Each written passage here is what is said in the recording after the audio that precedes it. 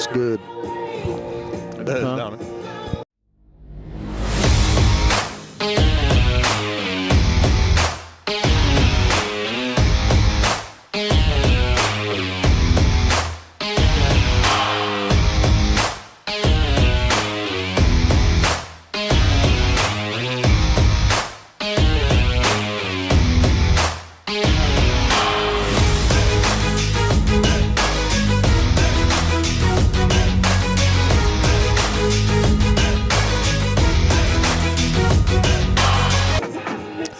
Welcome, everyone. We're live from Bobcats Stadium on the campus of Betsy Layne High School. District matchup, the last district matchup we'll have this year. You got the Pike County Central Hawks coming into this game with a record of 2 wins, 6 losses. They are 1-2 in district play, and they're coached by Scott Grizzle. Betsy Layne Bobcats, they also come into this game with a record of 2 wins and 6 losses. They are 0-3 in district play. Hi, everyone. I'm Ronnie Newsom along with Eugene Newsom, Philip Birchfield, Thomas Rainey. The whole crew here is on the Appalachian Prep Sports Network. Glad to have you with us on a chilly night. Temperatures in the low 60s at game time. And, of course, it will dip into the 50s by the time we end this game. It's Betsy Layne playing host to Pike County Central. Both teams 2-6. I'll tell you the simple plan. If Pike Central wins, they will be the number 3 seed in the district. East Ridge will be 4. Belfry and Shelby Valley's playing for the 1 and 2 spots tonight at Pine Creek. If Betsy Layne gets the win, all 3 teams are 1-3, and it's a mess. RPI would become involved and go from there. So there is playoff implications here tonight between Pike County Central and Betsy Layne. And if Betsy Layne wins, Ronnie, we won't know till next Friday night. Yeah. So with that, we're going to step out and take a time out, and we'll be back with a closer look at these 2 teams as you're listening to Friday Night Football on the APSN Network. In life's hardest moments, you deserve comfort and care. At Hall and Jones Funeral Home, we guide you with compassion, honoring your loved one with dignity and respect. From traditional services to meaningful celebrations, we're here for you every step of the way. Hall and Jones Funeral Home, where every goodbye is filled with love. Back pain, stiff neck, or everyday aches that keep you from living the life you love. At Hall Chiropractic, we provide gentle, personalized care to help you move better, feel better, and live better. Whether it's pain relief, better mobility, or overall wellness, our team is here for you. Don't wait. Call Hall Chiropractic today and get back to what matters most. Hall Chiropractic. Your health, your life, aligned. At Shelby Valley Diner, every bite is made to satisfy. Crispy, saucy wings, made just the way you like them. And don't miss our daily specials, fresh and delicious, giving you something new to love every single day. Pizza, wings, and specials you can't resist. Only at the Shelby Valley Diner. Shelby Valley Diner, where flavor meets family. So come hungry, leave happy.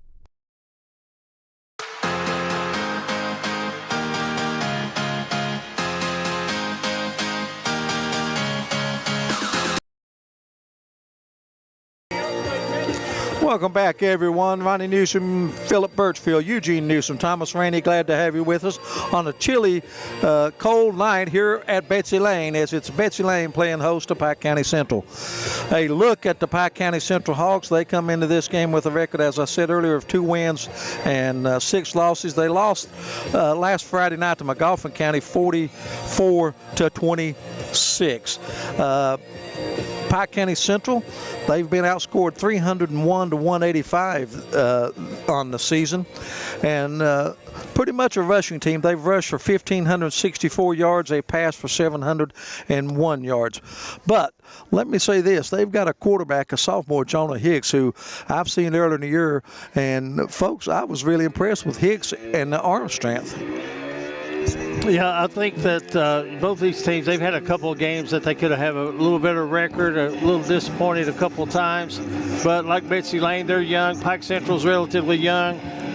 They've got to build for the playoffs, and, of course, they're building for the 26 football season. And right now, let's go to Philip Birchfield. who has the Valley Pharmacy tale of the tape tonight. Gentlemen, two teams that are going to look a lot similar tonight. Betsy Layne will probably throw it a little bit more, as you can see on the screen. Pike County Central, they're going to run it quite a bit, and that's what they are going to try to do. Even though Ronnie Paul talked about Jonah Hicks being able to throw it, you'll see he can run it just as well for the Hawks. Both these teams, scoring-wise, they can score a little bit.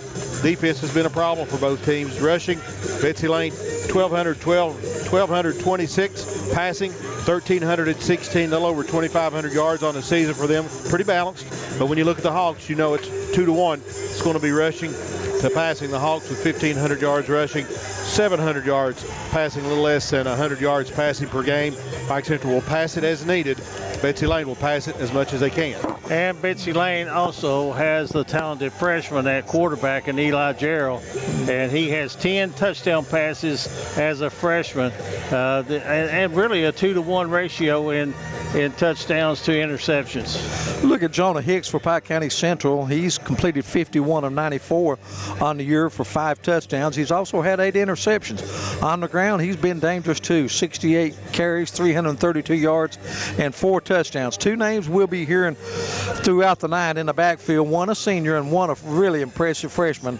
We're talking about a senior. We're talking about Layne Adams, 93 carries, 559 yards, 9 touchdowns. So he knows how to get into the end zone. And then he's also caught 17 passes for 202 yards and a touchdown. And then the freshman, really one of the most impressive freshmen, I think, in Eastern Kentucky. 87 carries, 432 yards. He's also got 5 touchdowns. He's caught 10 passes for 105 yards and 1 touchdown. And when we look at common opponents between these two teams, both of them have played Martin County. It was Betsy Layne losing by 30. Pike County Central losing by 24. Pike County Central and Betsy Layne both beat Floyd Central by similar scores. And Shelby Valley, both of them really played at Shelby Valley, and it looks like that was a relatively close game. That Betsy Layne game was closer than the 19 points indicated. It was a really good game in the first half, and they both played East Ridge, and this is where Betsy Layne stumbled. They lost to East Ridge at East Ridge, and it was Pike County Central winning. And Ronnie Paul, you talked about it, the tiebreaker scenario right there, that last game. Pike Central with that victory over East Ridge, a victory tonight, they'll have the 3 seed. If they lose, it's a mess. So that game right there is what caused it, because Betsy Layne was not able to beat East Ridge, or Betsy Layne would be in the driver's seat for that 3 seed.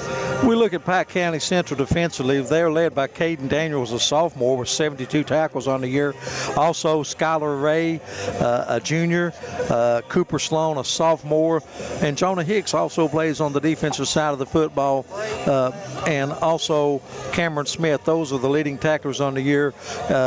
Pike County Central, they've recovered 7 fumbles on the year, and they've intercepted 3 passes. It's time now for our first break here in the pregame show. It is Pike Central on the road here at Betsy Layne. It was senior night. They were introduced prior to the game. But we'll be back with more as we look at these two teams. This is Friday Night Football on the Appalachian Prep Sports Network. In life's hardest moments, you deserve comfort and care. At Hall and Jones Funeral Home, we guide you with compassion, honoring your loved one with dignity and respect. From traditional services to meaningful celebrations, we're here for you every step of the way. Hall and Jones Funeral Home, where every goodbye is filled with love. Back pain, stiff neck, or everyday aches that keep you from living the life you love. At Hall Chiropractic, we provide gentle, personalized care to help you move better, feel better, and live better. Whether it's pain relief, better mobility, or overall wellness, our team is here for you. Don't wait. Call Hall Chiropractic today and get back to what matters most. Hall Chiropractic. Your health, your life, aligned.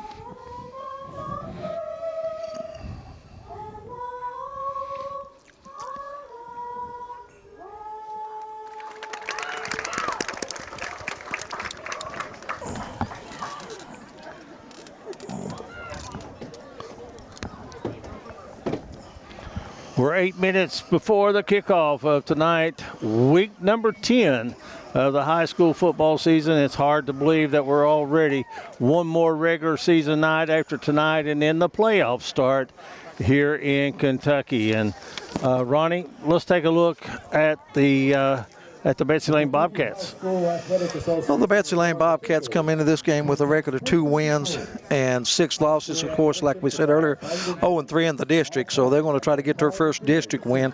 They're paced by a freshman, an impressive freshman, the coach's son, Eli Gerald, on the year 92 for 162 and 10 touchdowns. He's thrown 5 interceptions. He's also scored 9 touchdowns rushing the football. He's got 72 carries for 350 yards. Grayson Hall, a freshman, the leading ball carrier. He's had 121 carries for 653 yards and 9 touchdowns. But they also have some very good skill people: Kenyon Sloan, Mason Hall, Reese Hamilton, Spencer Hall, and Lincoln Hamilton. But Betsy Layne, a team that's a very young team, looking for their first district win of the season. And you talked about Grayson Hall. He is 23rd in the state in 2A rushing right now. And then, of course, we went over Pike County Central. Layne Adams is 25th. So we could see a matchup of 2 outstanding running backs in tonight's game. Records do not indicate how good this game is going to be. Philip, something that, I mean, you know, you say that a lot about the odds makers and everything, and after all the trouble with the NBA, I hesitate to mention betting or odds or whatever. But to me, this is a pick'em game. I mean, the district we thought would be balanced, and it pretty much Belfry, you know, Shelby Valley is 3-0, but they've had some very, very close games with Betsy Layne and East Ridge and Pike Central. But to me, I really can't name a favorite in the game tonight. I think you're right, and I think if you look at a difference, what could be the difference, I think it's going to be offensive line play. If Pike Central can command the offensive line and run the football like they've ran it all year long, control the clock, keep the ball away from Betsy Layne, they're in trouble. Betsy Layne is. If Betsy Layne can protect Gerald, Pike Central has trouble defending the pass, and they've shown that this year. If they can do that, that offensive line wins out. Betsy Layne's going to win it tonight. And I like the RPO that Betsy Layne runs with Gerald, because they will give him the opportunity to sprint out to that right side. They will flood. They'll bring a tight end across. They will flood that right side, sending men deep. That's a good point, and I think that's the challenge for both defenses, because both quarterbacks tonight can throw it and they can run it just as well. Hicks probably a better runner. Gerald maybe a little bit better thrower. Both of them dandy athletes, so if the defenses don't have them spied, that'll be some trouble for either one of these teams. Pike County Central and Betsy Layne, neither one has made their way back onto the field yet. We're going to have the coin toss momentarily, and then we will be ready for the opening kickoff. The captains for Pike County Central now are out at the midfield stripe. We're waiting on the Betsy Layne captains. Well, we talked about it, and you can see it right here. We previewed it a little bit. Hall chiropractic keys to the game. Pike Central, for them, they've got to control that line of scrimmage. They've got to get pressure on Gerald. And for Betsy Layne, they've got to get the ball on the outside and make stops on defense. Don't let Pike Central get momentum. To me, if there's an edge defensively in this game, I would give it to Pike County Central. And Eugene, that's just based on scores throughout the year or whatever. Pike Central, I think, a little better on the defensive side of the football. I think it's all going to come down, and you know, it's a cliche, but these type of ball games are won in the trenches. It is who protects their quarterback, who blocks, who wins the line of scrimmage, offensive and defensively. That'll be the determining factor, minus the fact that you can never tell how many times the ball will be left on the ground, Philip. One of the things we've not talked about is these two teams, as you see Pike Central's captains lined up, 3 of those seniors for Pike Central are captains. Betsy Layne's only got 4. These two teams are going to look a lot alike next year. So tonight, playing for that 3 seed, you guys think, how important is it building toward next year's youth and challenging for the top of the district next year to get something done tonight? Try to get a 3 seed and pull off of that, because just about everybody's back. They both have good seniors, not a lot, but they're about everybody back next year. We will take our final break here in the pregame. When we come back, we'll take a look at starting lineups. This is Friday Night Football on the Appalachian Prep Sports Network. At Shelby Valley Diner, every bite is made to satisfy. Crispy, saucy wings, made just the way you like them. And don't miss our daily specials, fresh and delicious, giving you something new to love every single day. Pizza, wings, and specials you can't resist. Only at the Shelby Valley Diner. Shelby Valley Diner, where flavor meets family. So come hungry, leave happy. At Valley Discount Pharmacy, we're more than just prescriptions. We're your neighbors. Whether you need affordable medications, expert advice, or just a friendly face, we're here for you every step of the way. Fast service, trusted care, and prices that won't break the bank. Valley Discount Pharmacy, local, reliable, affordable.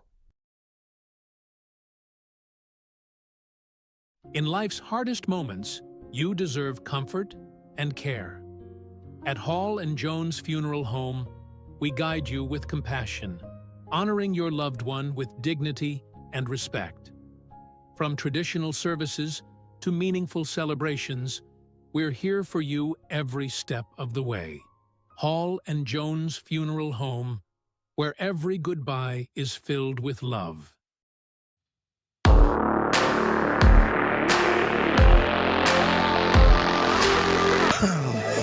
All right, we're back at Betsy Layne High School, balmy 53 degrees. Great football weather for late October. Let's take a look at starting lineups, and here's Philip Birchfield to bring them to you. Thank you, Eugene. We're just moments away from the opening coin toss as we wait for Betsy Layne to exit the locker room to come in for the coin toss. Pike Central has their captains on the 50-yard line ready to go. And we will look at our starting lineups in just a second. There you go for. Let's look at. That's the last week's game of the week. Go ahead. Read them off.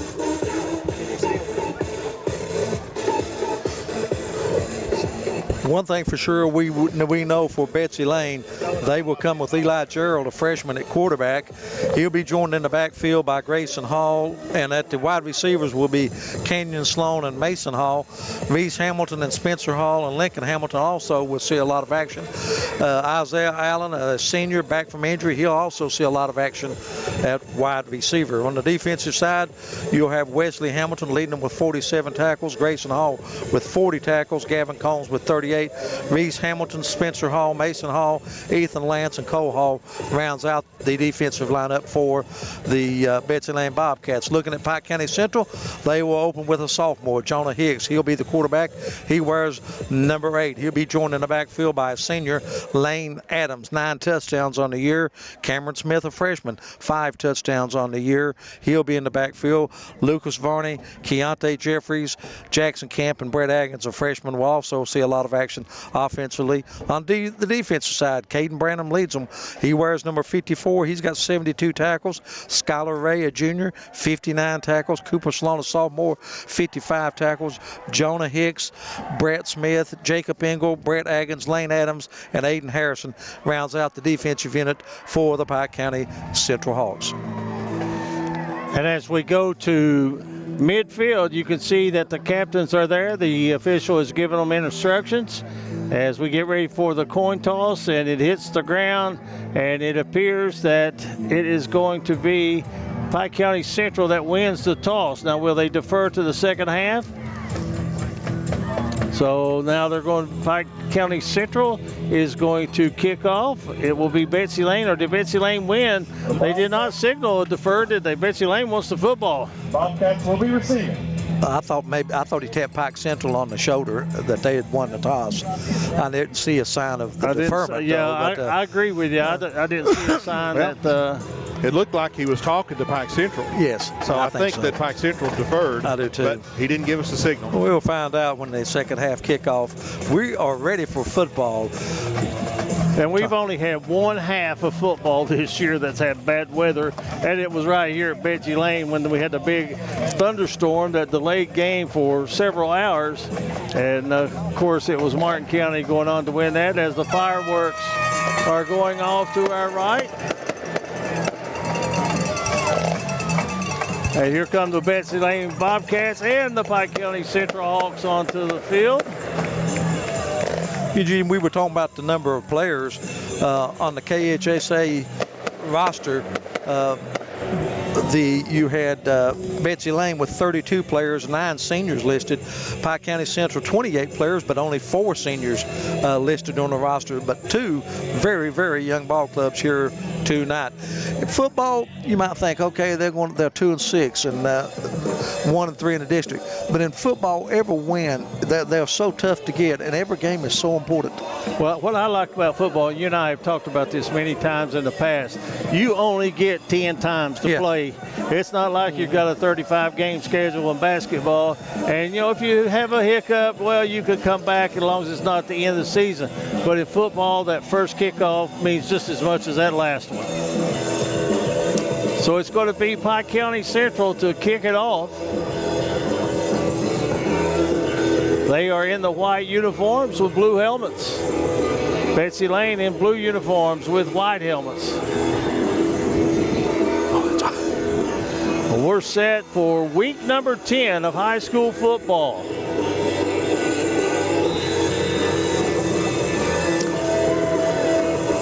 And kicking off for Betsy Layne will be Mason Hall. He is a senior defensive back for the Bobcats.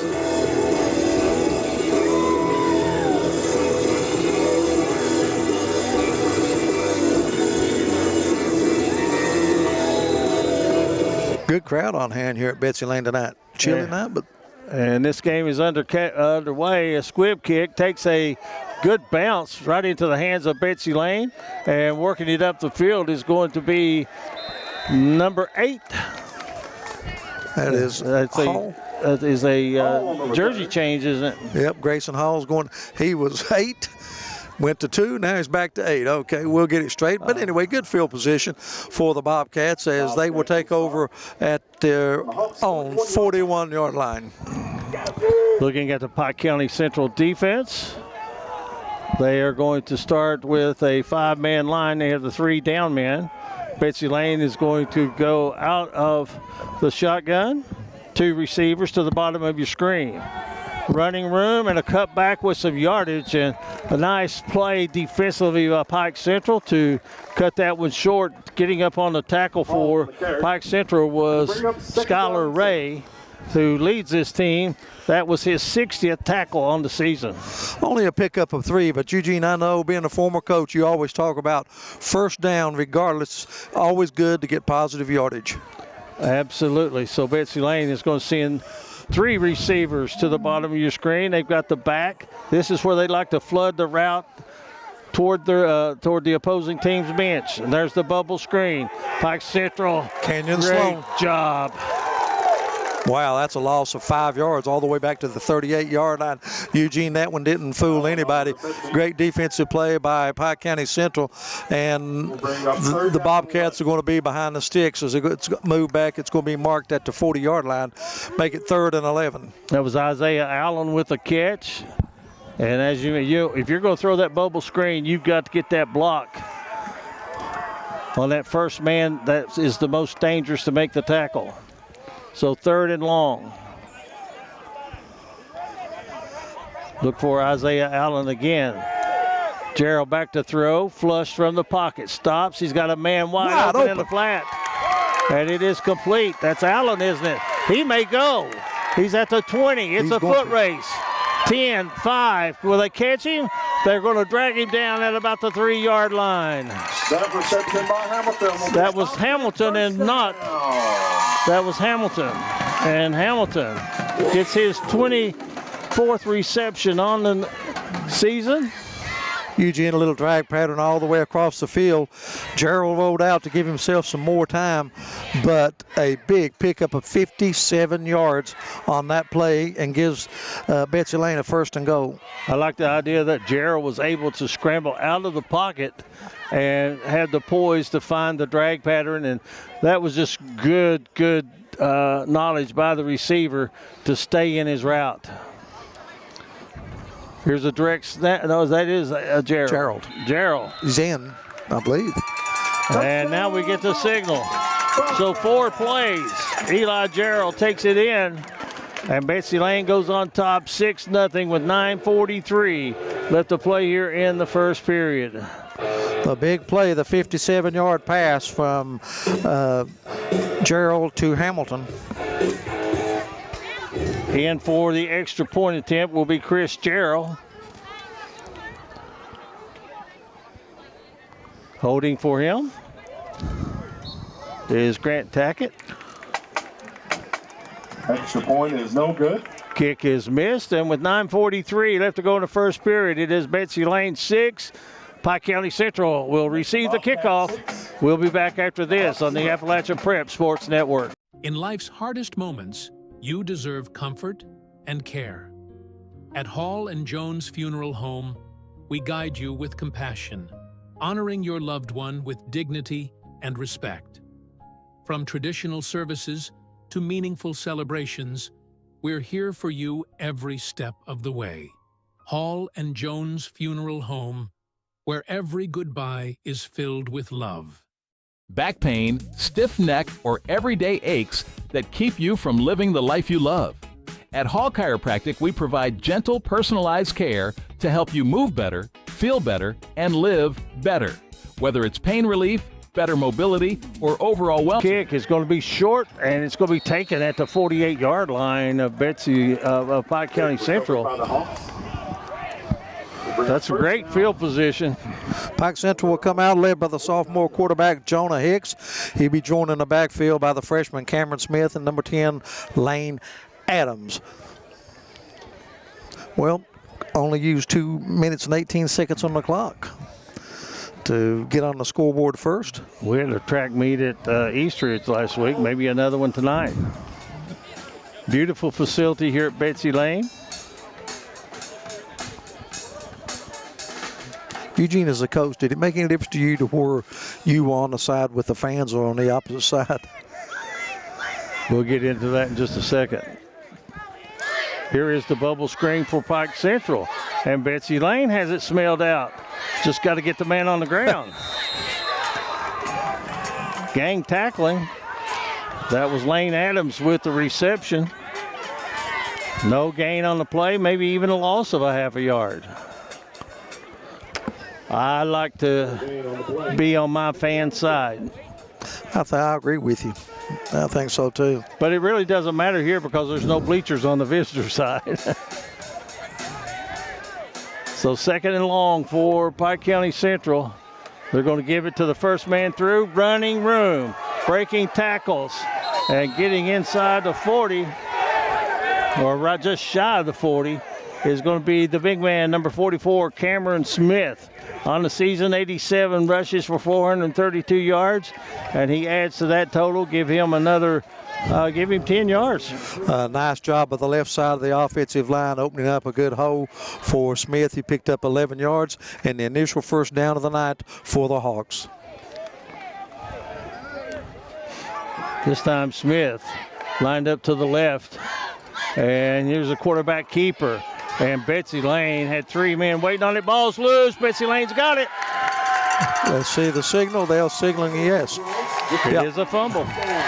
Well, I'll tell you, that was a result of a very hard hit. First turnover of the game, and it's going to be Betsy Layne with the recovery. I'm not sure. Was that Isaiah Allen that fell on it? Yes, number 4, Isaiah Allen. So the first big turnover for the Bobcats. And they will have the ball at their own 42-yard line, leading 6-0, 8:50 remaining here in the first period. You can see your scoreboard at the bottom of the screen.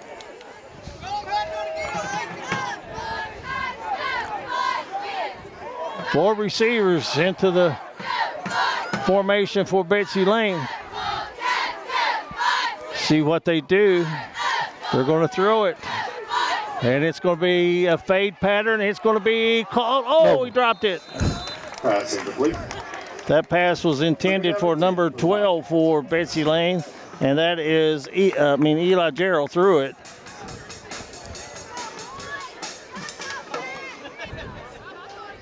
Pass was intended for number 1, Lincoln Hamilton.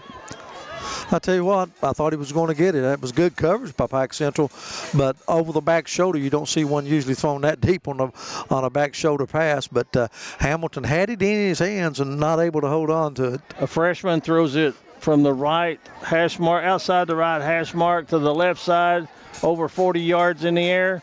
He's got a great arm. Now they're going to go with twin receivers. And this is something you might see a quarterback keeper.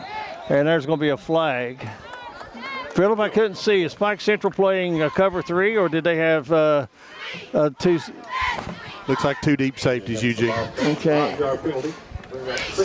Back them up 5 yards. First penalty of the night goes against the Bobcats. Motion penalty. Philip, as a receiver, when you saw 2 deep safeties, did that give you the urge to get across the middle? No, I'm going deep. Always going deep. Oh, you got that's all you wanted to do, wasn't it? 8:42 remaining in the first period. Betsy Layne's already gotten on the scoreboard. They lead 6-0. The try for the extra point was no good. Second down, 15.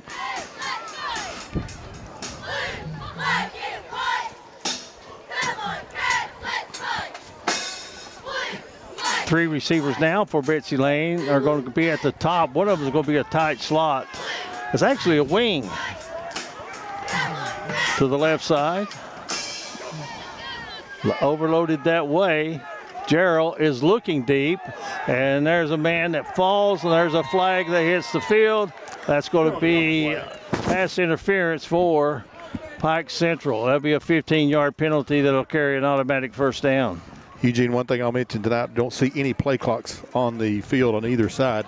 And the back judge, you see the back judge in the back, they'll be watching him tonight when he starts to count off, like if you're used to seeing a basketball referee count it out on the out-of-bounds play. That's what you'll see tonight. Once he starts counting it off, he'll start at 10, and you can kind of get an idea from a fan standpoint how much time you got left on the play clock without the electronics work. Well, it moves the ball to the 48. Philip, there was a lot of contact there, but to be honest with you, I really couldn't tell. The receiver went down and flag came out. Pike Central's got a bunch to the top. Their 3 receivers are kind of bunched up, and here is a breakaway run. Taking it for Betsy Layne. That is going to be Grayson Hall. And Grayson, big run. He's going to be for naught. There is a penalty flag laying at about the 42-yard line of Pike County Central. And so they're going to put the sticks back, and somebody got an illegal block. Block in the back against the Bobcats. So you know Pike Central is going to accept that penalty. Boy, that was Reese Hamilton off to the races, and a great job by that offensive line of Betsy Layne, and Hamilton got it all the way down inside the 10. But like you said, it's all for naught. Bring it back, and let's see where they're going to mark this one. Penalty beyond the line of scrimmage. Guys will go from the spot of the foul. If it happens behind the line of scrimmage, it'll be marked off from the line of scrimmage. So that happened right around the 35-yard line, so it'll come back from that, and it'll still be a short yard to gain on the first down. Be a 1st and 5. But that was still a big penalty. Big. Betsy Layne going a little bit differently than what I've noticed in the past. They're running to the weak side of the field. Now they're going to throw it to the strong side, and it is heaved in the air. And is that caught? Nope, it's incomplete. Thought it was going to be just a fantastic catch. But Philip, Betsy Layne knows something, don't they? They are chucking it down the field.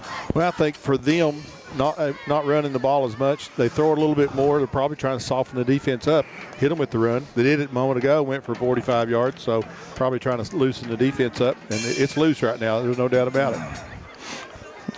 Second down and 7. A good time maybe to run the football for Betsy Layne. And they're going to do just that. And they may get close to the first down. That's Grayson Hall with the run. They see something on that left side. They're not able to set the edge, but they see something they like on the left side. I think they're going to mark him out of bounds a little short of the first down marker. Let's see. It's going to be 3rd and very short. He stepped out a yard shy of the marker. So I'm sure, actually it's less than a yard. So more than likely 2 down territories to try to pick up this.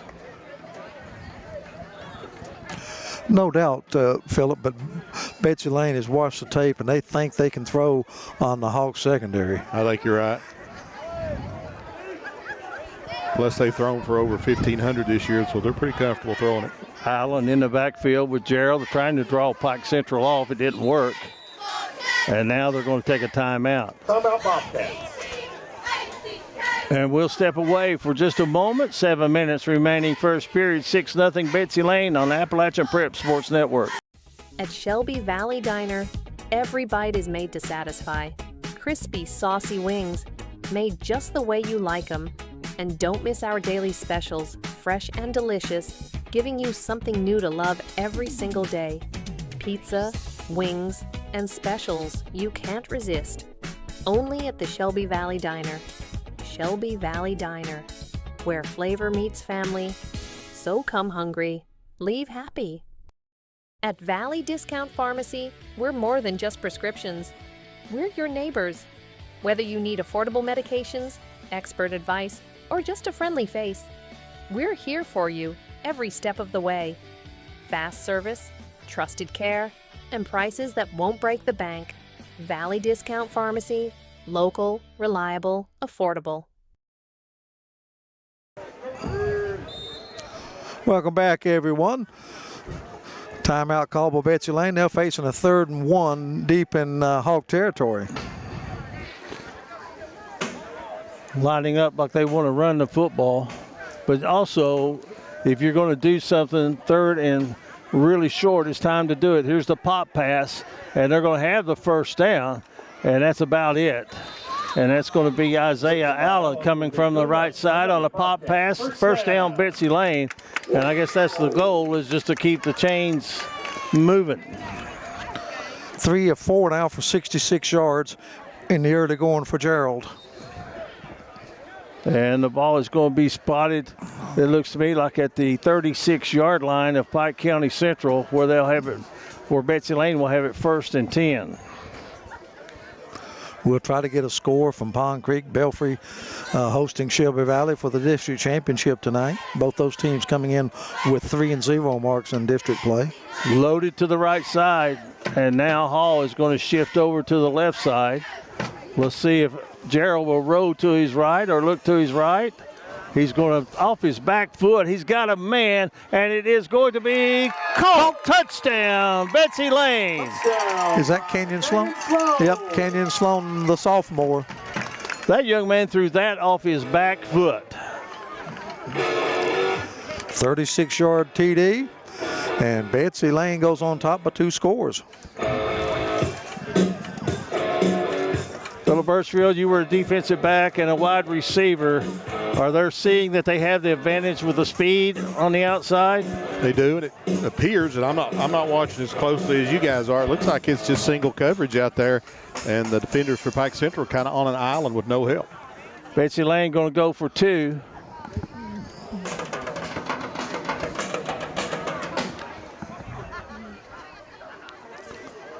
Gerald rolling to his right, throws it, and it's going to be incomplete. So 6:14 remaining first period. Betsy Layne has struck with the big plays tonight. They lead it 12-0 over Pike County Central. We'll be back after this on Appalachia Prep Sports Network. In life's hardest moments, you deserve comfort and care. At Hall and Jones Funeral Home, we guide you with compassion, honoring your loved one with dignity and respect. From traditional services to meaningful celebrations, we're here for you every step of the way. Hall and Jones Funeral Home, where every goodbye is filled with love. Welcome back, everyone. A 46-yard pass and catch from Eli Gerald to Kenyon Sloan, freshman to sophomore, and Betsy Layne goes on top 12-0, but they missed the 2-point conversion. And something tells me you don't know, but those extra points, 2-point conversions to come into play late in this game. And we've got a whistle, maybe offsides, because that was called by the line judge at the 40-yard line. A couple Bobcats got a little bit of a head start. Already the third penalty charged against Betsy Layne. And that last touchdown by Betsy Layne was set up by a fumble in Betsy Layne territory by Pike County Central. Boy, this freshman, Eli Gerald, when he gets protection, I mean, he is dangerous. Here's the kick, and it is going to go out of bounds at the 42-yard line. So, rules expert, does that give Pike Central the ball to 37? If they choose, and I don't know why you wouldn't. I wouldn't either. Boy, I don't understand that. I'd give a team a short field. They're going to mark this ball, let's see, 43-yard line. And no, they're marking off the penalty. Yeah, you get the option. Oh, okay. You take it where it goes out of bounds, and you can accept the penalty. So, Philip, to me, that's like a turnover. I mean, that's just like giving, a short field, 37 yards. I mean, it's like you have possession, you threw an interception or a fumble. Kick the daggone football. Down two scores. That's kind of what you need right now. That's a good point. Here we go, wide open hole. Pike Central breaks it. It's a foot race to the end zone. And knocked out of bounds. Did he get in? Nope, they're going to mark him at the 1. That was Layne Adams. No, touchdown. Nope, touchdown. Okay, thought he got knocked out at the 1-yard line, but one play, 37 yards for Layne Adams. And see, Pike Central, I think, will go for the 2-point conversion. So they strike right back, and they cut it to 12-6, cut the lead in half. 6 minutes. Everywhere we go, a lot of points in the first quarter. Well, with a 5-man crew out there officiating, it's hard to keep up with some speedy players, isn't it? So Pike Central is going to go for the 2-point conversion, I think. Yes. Well, I tell you what, Layne Adams showed a little burst of speed there when he got to the corner. Is that a direct snap to Trimble? It is, and he's in. Was that Trimble? I thought that was Hicks. Was it 10? 6 minutes left in the first quarter. Bobcats 12. Yeah, number 10. So with 6 minutes left to go, first period, 12-8. It is Betsy Layne with the lead. We'll be back with the Bobcat kickoff after this short timeout. This is the Appalachia Prep Sports Network. Back pain, stiff neck, or everyday aches that keep you from living the life you love. At Hall Chiropractic, we provide gentle, personalized care to help you move better, feel better, and live better. Whether it's pain relief, better mobility, or overall wellness, our team is here for you. Don't wait. Call Hall Chiropractic today and get back to what matters most. Hall Chiropractic. Your health, your life, aligned. Here we go. Welcome back, everyone. One-play drive. Layne Adams takes it 37 yards, cut it to 12-6, and Adams on a direct snap takes it in for the 2-point conversion, and it's 12-8. 4 possessions, 3 touchdowns, 6 minutes off the clock. Midnight it may strike midnight here tonight. We thought that last week, I think, at Eastridge, but I think they got worn down a little bit from running so much in the first half. Here's the kick, and it is a squibber to the left side. It's on the ground, picked up by Betsy Layne. He breaks it, and he could go all the way. Kenyon Sloan. 30, 20, can they catch him? The answer is no. Yes. Touchdown, Bobcats. Nope, they got him at the 2-yard line. I was blocked. I did not think that they would get him. The old shoestring tackle, Kenyon Sloan, picked it up at the 38. He takes it all the way down. Let's see where they mark it. It's going to be inside the 5-yard line. And Betsy Layne knocking on the door, folks. Well, they may make you leave and pay twice to watch this game. I'm telling you, excitement galore. Maybe our answer to why don't you kick it? Coverage may be an issue for both teams. Boy, Sloan took that one right up to the middle and then cut to the outside, and then it was a foot race. My apologies for thinking he got in the end zone, but also give credit to the man that did not give up and chase that ball down. Gerald Up's going to be a quarterback sneaker, I think, from 3 yards out. Boy, that's too easy, Philip Burchfield. Now in for the touchdown.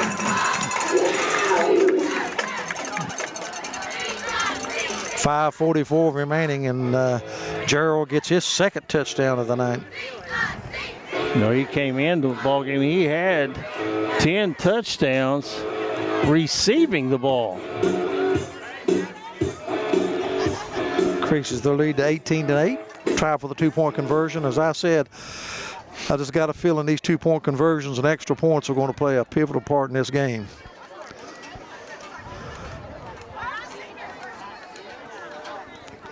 So Gerald, the freshman quarterback, takes the snap. He's looking. He's got a man in the left flat.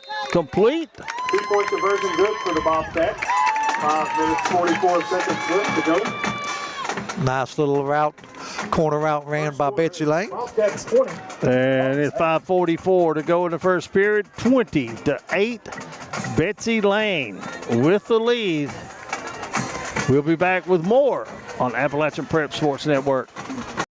At Shelby Valley Diner, every bite is made to satisfy. Crispy, saucy wings, made just the way you like them. And don't miss our daily specials, fresh and delicious, giving you something new to love every single day.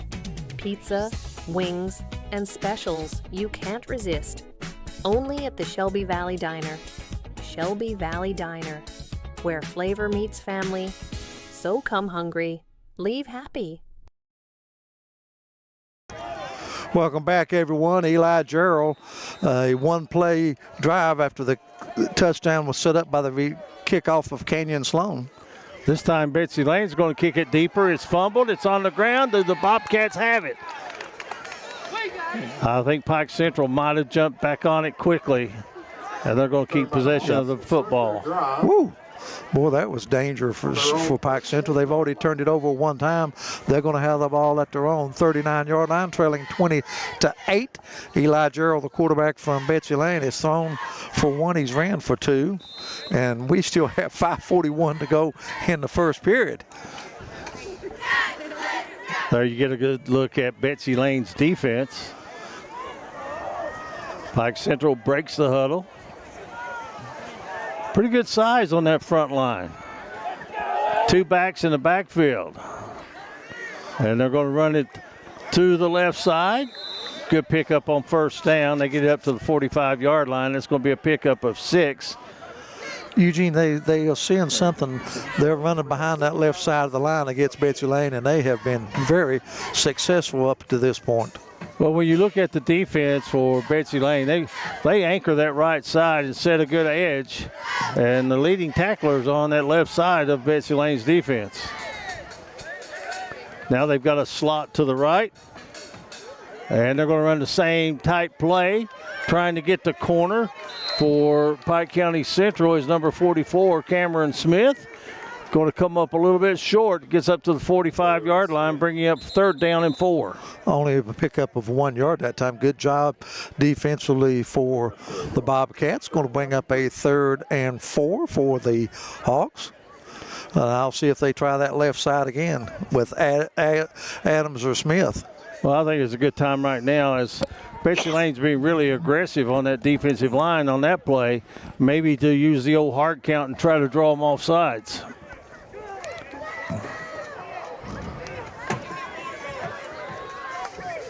And look at this. The hard count draws Betsy Layne off sides, and that will give Pike County Central a first down near midfield.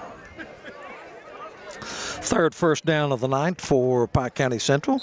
You know, there should have been somebody yelling, "Don't jump, keep your eye on the ball," but when you're that anxious and that aggressive, sometimes they just can't hold it, can't hold the. So 1st and 10. Inside, handoff off left tackle. Smith going to pick up about 3. A little slow getting up. Smith on the carry. Well, 2nd down and 7. They're running behind big number 78 over there on the left side. I don't blame them. He's got some size. I love to sit up here and think That's about Skylar Ray.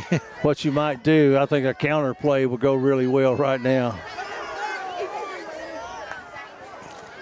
And they're going to hand it off. Good running room. A yard shy of the first down with the run, number 10, Layne Adams. Pick up a 6, bring up a 3rd and short here. If you're Coach Scott Grizzle, do you dare gamble and little fake and try to go up on top, or do you just go ahead and that's something I would like in the old play. I'm like you sit up here and you think what you would maybe try to do. Down 12, I'm going to get the first down. Let's see how they go about it. 2 running backs flanking the quarterback. And they're going to give it to Adams again, and first down. Number 10. That carry is good enough for another. Layne Adams picking up some yardage. Ball is going to be inside the 40-yard line of Betsy Layne. Or do we have a penalty? A penalty is laying across the field at the 45-yard line of Betsy Layne. The illegal formation. Bertrand, I was looking at the monitor. I thought that they may not have cut the hip of the center with that right side tackle. Yeah, it's possible. It's possible. It's been real close. They call it a wing sometimes when your line starts flaring back. The head's got to strike the waist to your center. It's been close last couple times. So it's 3rd down and 7. The ball is on the 47-yard line of Betsy Layne. Play coming in. Jonah Hicks brought the play in. They've got man-to-man coverage on the outside with a single safety in the middle of the field. And they're going to run it, and they bounce it to the outside with running room. And that's going to be Brett Atkins, a freshman, number 4. And he's got the first down, and the chains will move to the 32-yard line of Betsy Layne. First and 10. I'll tell you, that was a good tackle by Isaiah Allen. He got lower than the ball carrier and was able to make the good open field tackle. Pike Central quickly to the line. They're going to run up the middle again. Good spin, and that's number 4, Brett Atkins again for Pike County Central, wearing number 4, a freshman, and that is a good run by a freshman. So he got back-to-back carries. We'll make it 2nd down. Tell you what, if it's not fixed, don't try to repair it. They like that left side of the line, and it's working. Let's see if they go back to it. They do. Same play. This time they give it to Cameron Smith, another freshman. I tell you what, you better get these guys early. They're young and they play hard. And another first down. I tell you, Pike Central, that is unofficially 6 first downs already in this game, and we still have 1:43 remaining in the first period. Scott Grizzle's team methodically marching it down the field. I think I might put somebody in that B gap. What about you, Phillip? Let's see if they run it again. Now Betsy Layne's kind of stacked it that way. They're going to run it to the right side. Another chunk play, and that is going to be number 10 again, Layne Adams. He is a senior running back. He gets it down close to the 10-yard line, and they're looking at it to see if it's enough for a first down. And we've got a timeout called by Betsy Layne. 1:13 remaining first period. 2018, Betsy Layne, the homesteading team on top, but Pike County Central is threatening. This is the Appalachian Prep Sports Network. Rainey Real Estate Development, your housing source for Pikeville, Kentucky. Just hitting the market is this gorgeous 2-bedroom, 1-bath apartment located only 5 minutes from campus. If you're interested in a home, call Jake Rainey at Rainey Real Estate Development, 606-477-8662. That's Rainey Real Estate Development.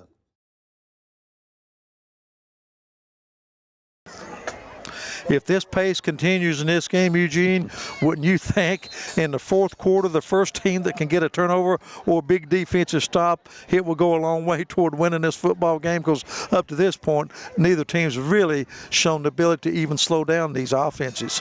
Well, the difference in the game right now is the turnover. Pike Central fumbled on their first possession as they were driving. Give credit to this offensive line, Ronnie. They're going to run it. That's Smith. Boy, hit hard, but he spins, gets down to the 6-yard line. That's going to be enough for a Hawk first down, but hold the phone, a flag. When he spun around, was that a face mask? Came in late. Probably going to be against the defense. Yeah, they're pointing that way. Little college basketball update, exhibition. University of Kentucky 78, Purdue 65.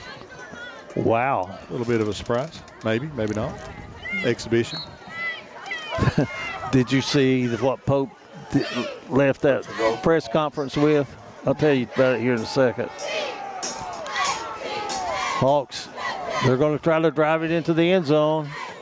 The big man, he is loose, and he's into the paint.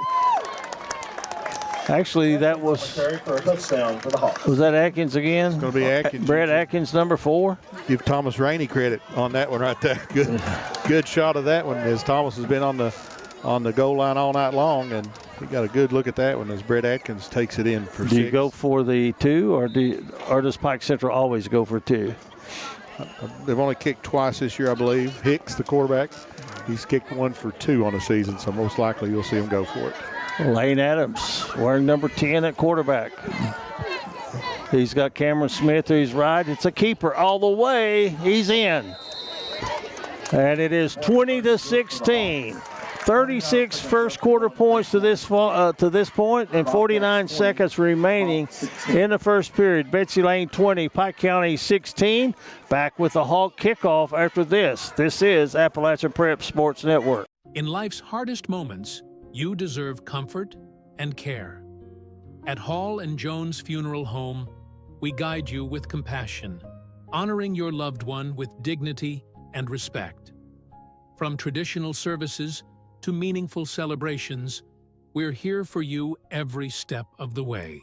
Hall and Jones Funeral Home, where every goodbye is filled with love. Welcome back, everyone. Ronnie Newsom along with Eugene Newsom, Philip Birchfield, executive producer Thomas Rain on the APSN network, and we've had a great first period with the score right now reading Betsy Layne 20 and Pike County Central 16. Pike County Central ready to kick off after the Brett Atkins 4-yard touchdown run. Layne Adams takes on the 2-point conversion. Until Betsy Layne stops that run, I can see Pike Central doing it all night long.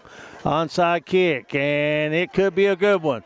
It does go out of bounds at the 47-yard line, so it should be Betsy Layne's football at the Hawk 48-yard line after the 5-yard penalty.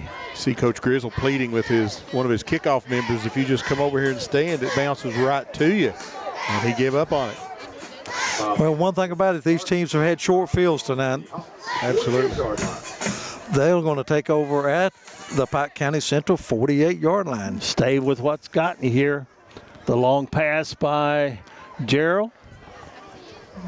Well, I tell you, think about that. 3 more years of this young man for his father, the head coach. But, Ronnie, what's the best pass defense? Good pass rush. Put some pressure. We have not seen a blitz yet. Bubble screen, not going to go anywhere. Isaiah Allen, he tried to fight ahead, but not able to do it. Flag on the play. I don't see where the flag's laying. Okay. Is that going to be a personal foul against Pike County Central? I didn't see one. But the Hawks seem to be personal foul, dead ball. On the Hawks. What's the signal, Bill? Unsportsmanlike conduct. Yep. Personal foul. 15-yard penalty. What did he do? He crossed his arms after the dead ball? Good enough for another first down for the Bobcats. Well, you're already having trouble stopping Betsy Layne without giving them 15 yards the easy way. Yeah, neither team needs to help the other one. All the way down to the 31-yard line. Only 39 ticks left on the clock. So that short pass to Allen went for 1 yard, but then you tack on the unsportsmanlike conduct. Ball is at the 38 of Pike Central.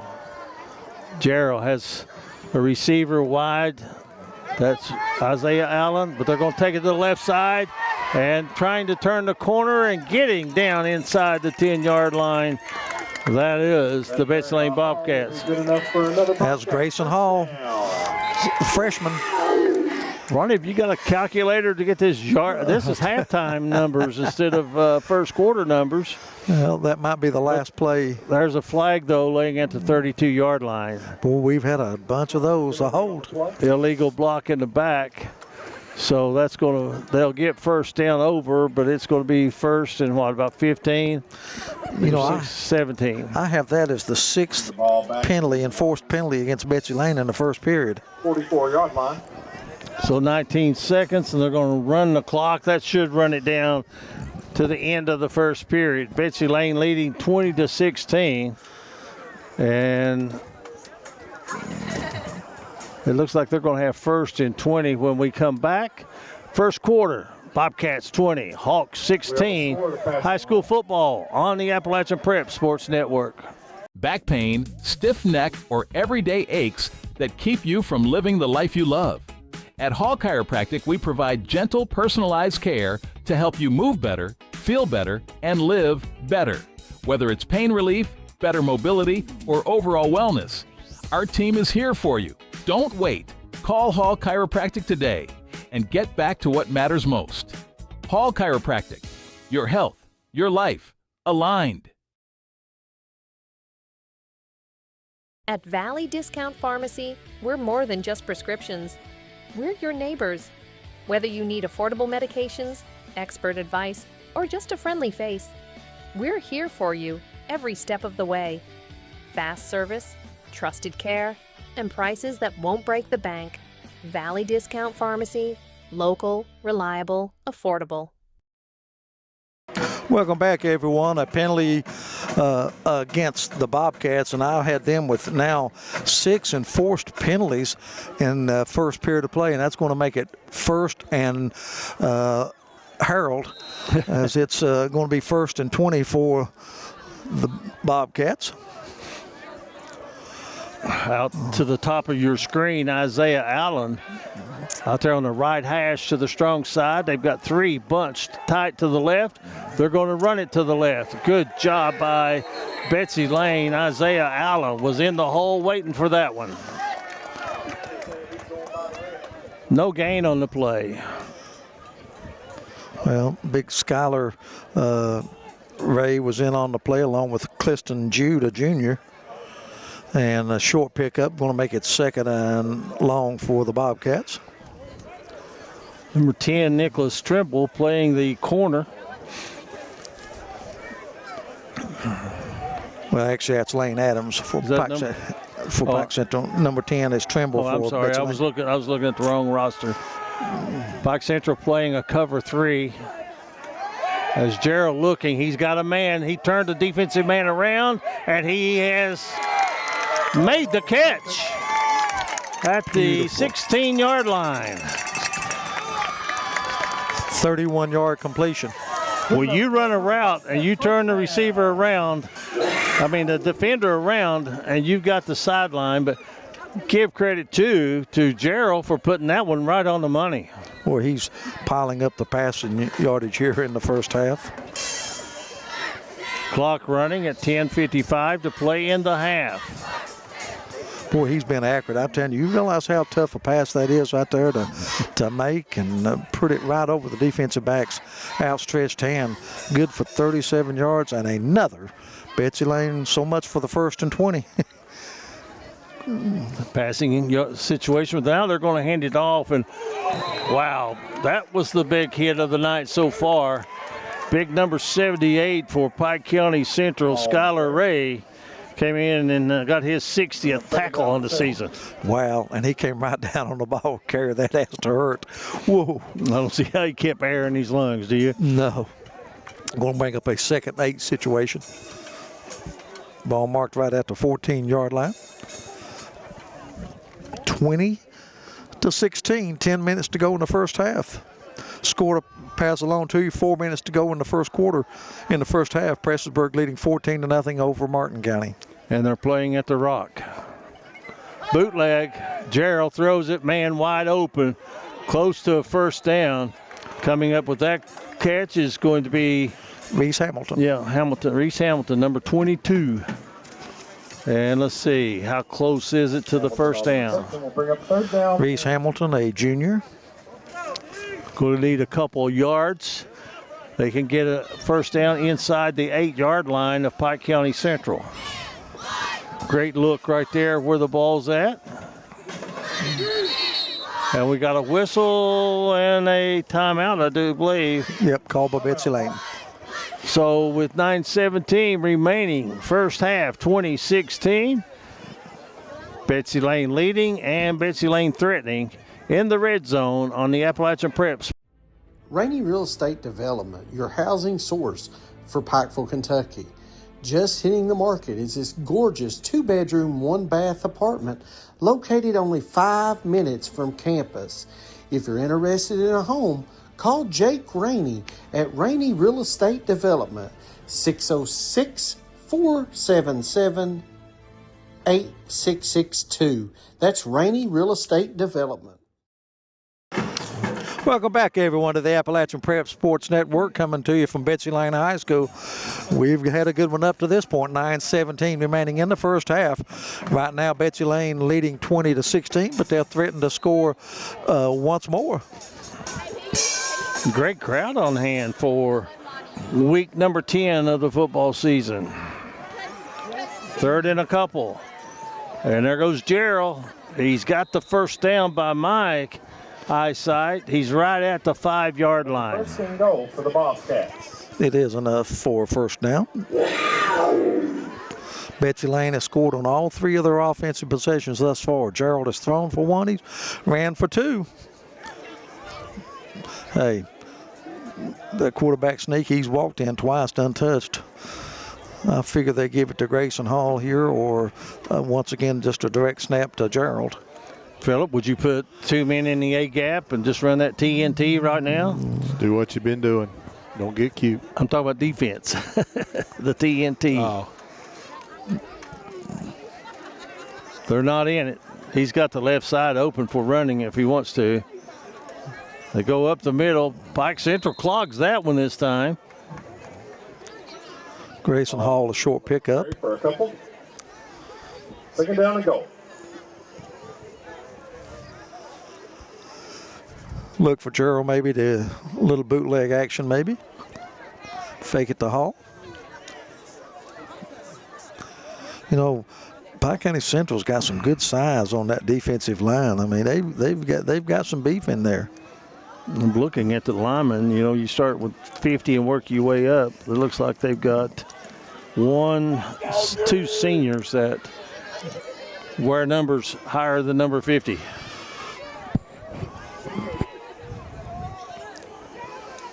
And they're going to run the quarterback sneak and untouched till he got to the 1, and then he powers into the end zone. And that's going to be Eli Gerald's 3rd TD of the game. Touchdown, Bobcats! Well, nothing, Eugene, complicated about it. Direct snap. And we have our first score of the second period. And the Bobcats increased their lead to 26-18. That score coming with 7:41 remaining here in the first half.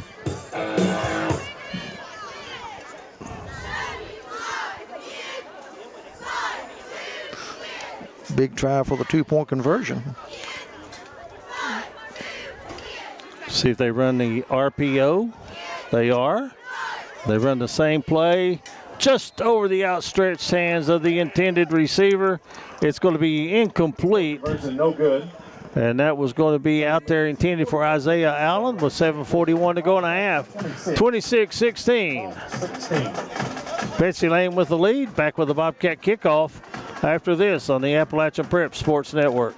In life's hardest moments, you deserve comfort and care. At Hall and Jones Funeral Home, we guide you with compassion, honoring your loved one with dignity and respect. From traditional services to meaningful celebrations, we're here for you every step of the way. Hall and Jones Funeral Home, where every goodbye is filled with love. Welcome back, everyone. Elijah Earl with his third touchdown on the ground. Betsy Layne, 4 possessions, 4 touchdowns. Try for the 2-point conversion was not good, and that score is 26-16. Betsy Layne with the 10-point lead.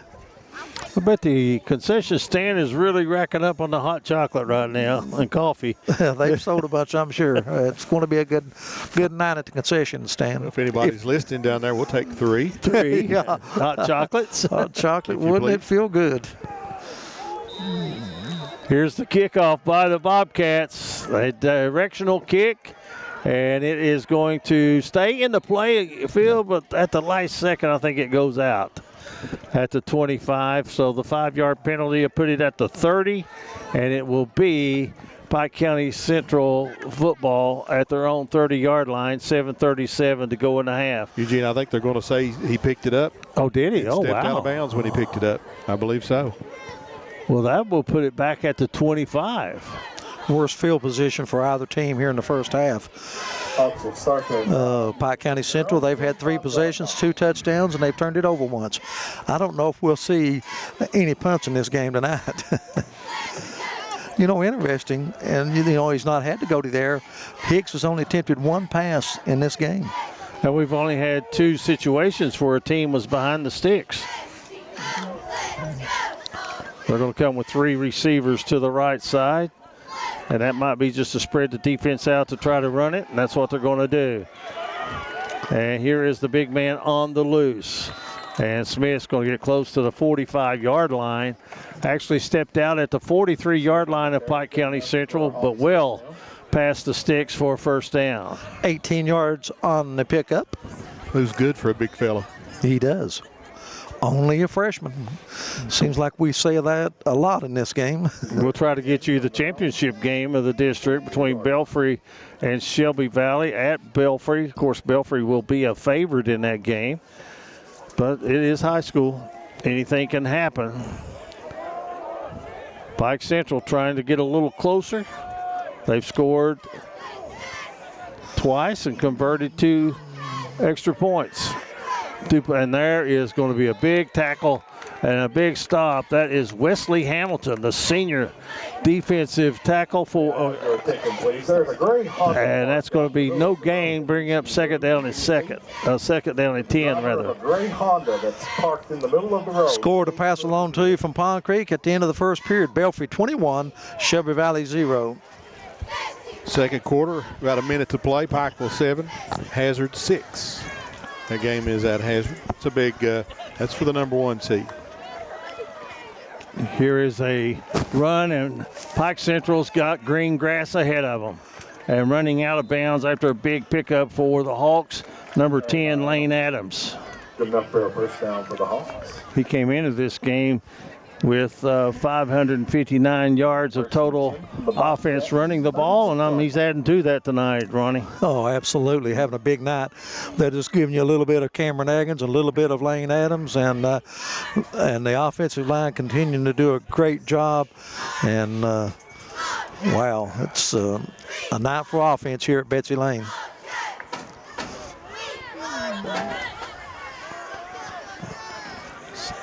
That's a 22-yard pickup there on that one. Pike Central using their size to straight away blocking, and they tried again with Layne Adams. Sorry for no gain. Maybe the best job defensively for Betsy Layne at the line of scrimmage of the night. Spencer Hall coming up to make the stop for Betsy Layne. If you're Pike Central, you've got to want to try to get in the end zone here. You get the kickoff, start the second half, so it's a big moment for them. Betsy Layne also to keep them out of the end zone. Well, if you are Grizzle, head coach of Pike County Central, you also want to score with very little time left on the clock. The Hawks running again up the middle, and they're going to get about 4 yards to bring up third down and a manageable 6 yards, maybe 7, depending on the spot. They're running Layne Adams hard, aren't they? Yeah, absolutely. Going to be a tired young man after this game. I haven't seen Cameron Smith in a while. Cameron, number 44. Jonah Hicks steps in with the play. Cameron Smith is going to go to the slot to the left side. And they're going to give it to Adams again. Needs a block on the corner. And he cuts the corner, gets inside the 30 to the 28, 4th down, and let's say 2.5 for the Hawks to keep the drive going. Another update on the Pikeville Hazard. 50 seconds to go. Pikeville gets the field goal, makes it 10-6 now over Hazard. But that's a weapon when you got a field goal kicker in high school. Like Gonzalo Santos for them, he is a weapon. Well, the first 4th down we've seen tonight comes with 4:20 remaining here in the first half. A hard count, maybe. They used it the last time and drew them offside. It's worked again. It's worked again. Or did they get them for, yes, dead ball? Nope. False start against Pike County Central. A Hawk moved. 4th down and 7. So 4th down, and it's going to be 4th down and 8, maybe 7.5 or so. Passing situation, Ronnie? Oh, no question. A little maybe RPO action, but I'm going to 4th and 7. I mean, Atkins and Adams have been successful, but 4th and 7, you just about have to go to the air. 2 timeouts left. Maybe try to draw them off again. Didn't work. Boy, did you see what Mahomes did trying to draw off the opponent Sunday? We'll keep it here for this one. It'll be a short timeout. He went out, and they were going to run, the no play or try to draw them off. And he raised up, and I'll not say exactly what he said, but he said, "Coach, this never works." And it caused the team to relax. He goes under center, and they pick it up. That's just Andy Reid football. Which I am an Andy Reid fan. Tomorrow night, college. Kentucky and Tennessee. I think Kentucky spent all their money at the fair last week, to be honest with you. I think they got up for the game with the Longhorns, and I don't know if they can get up 2 weeks in a row. They played a terrific game, and they lost because of failure at the goal line and 2 long punt returns, but tough loss by the Wildcats, but we ought to be used to it by now. Tennessee, I think, is a lot better team than Texas, though. I know they are offensively. May not be defensively, but they're a better offensive team than Texas. Prestonsburg 14-6 now at halftime. Martin County gets a late touchdown, and they're at the half. Well, let's see the formation that Pike County Central uses. It's got 2 receivers each way, and they're back to throw. They're throwing a drag. They're going to throw a screen. It's set up pretty well. And getting the first down and more is going to be Pike County Central. Layne Adams, they are using him exclusively on this drive. Yeah, I like that play call there. Betsy Layne was pursuing hard. And we got a penalty on the sideline of Betsy Layne, and I think this may be a sideline warning. It is. You get one free. That's his free one. The next one will cost you. Well, I like that call. If you say a magic word, though, you don't get it free, do you? No, that's a little different. That's unsportsmanlike. So first down for the Hawks. And they're driving. A big hole up the middle. Atkins on the carry. Atkins on the carry. Good pickup on first down, Brad Atkins. So far, keeping the drive going, and we're going to have a timeout on the field. 3:21 left to play and a half. Bobcats 26, the Hawks 16. We'll be back after this 1 30-second timeout on the Appalachian Prep Sports Network. Back pain, stiff neck, or everyday aches that keep you from living the life. Brad Atkins, only a freshman. And they're going to hand it off, trying to bounce it to the outside with little success as Brett Atkins. Bring up 3rd down and 4. 3rd down and 4 coming for Pike County Central with 3 minutes to go and a half. A loss of 1. Camry, who is parked in the middle of the road. Please move your vehicle. A gray Toyota Camry is parked in the middle of the road. That time I'm a little surprised Eugene tried to bounce it to the outside instead of running straight off tackles. It's been so successful for him in the first half. 3rd and 4. Of course, they've got 2 downs to get it. 2 backs in the backfield, and they hand it off to number 10. And that is going to be Layne Allen. He came into this ball game with 559. I'm thinking, is he over 100 in the half? Getting close to it, maybe. Another first down. Adams having a big first half here. We're down to 2:19. Not only are they moving the chains, but they're also using a lot of clock. So they're not going to leave the Bobcats with very much time on the clock. And they get the ball to start the second half. And we got a whistle. And He ran off the field. Coach Gerald's really upset. He is really upset with this officiating crew, walking all the way out onto the field, and the referee, he's satisfied with it. Here's Smith, cuts it back, falls into the end zone. Touchdown, Pike County Central. And Smith a little slow getting up. They're going to stop play to attend to him. That makes it 26-22, 1:52 to go in a half. An impressive 6-minute drive by the Hawks.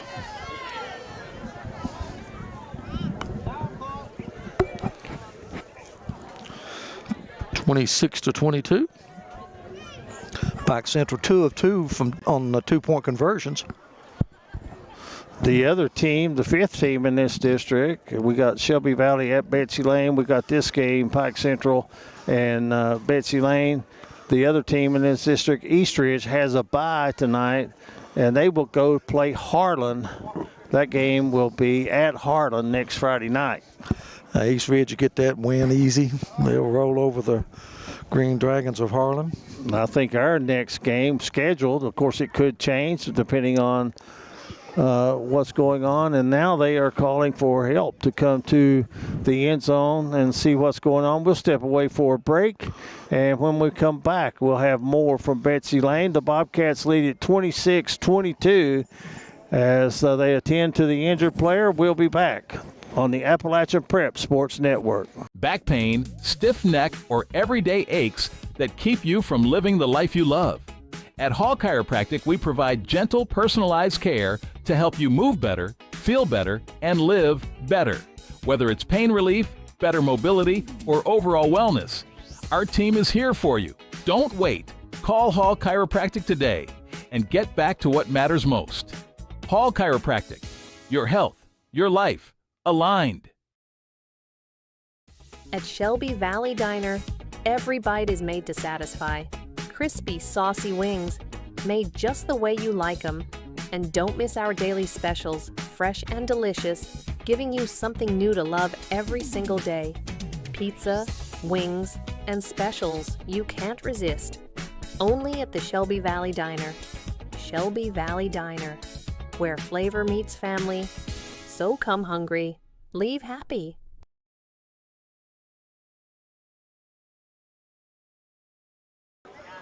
Cam Smith, the freshman, taking it in from 4 yards out to cut it to 26-22, a 4-point Betsy Layne lead.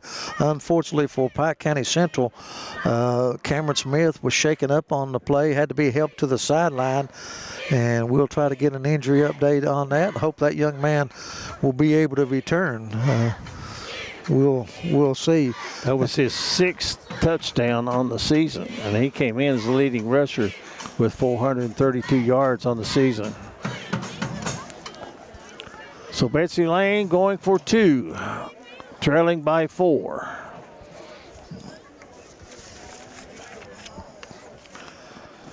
Both teams electing to go for the 2-point conversion.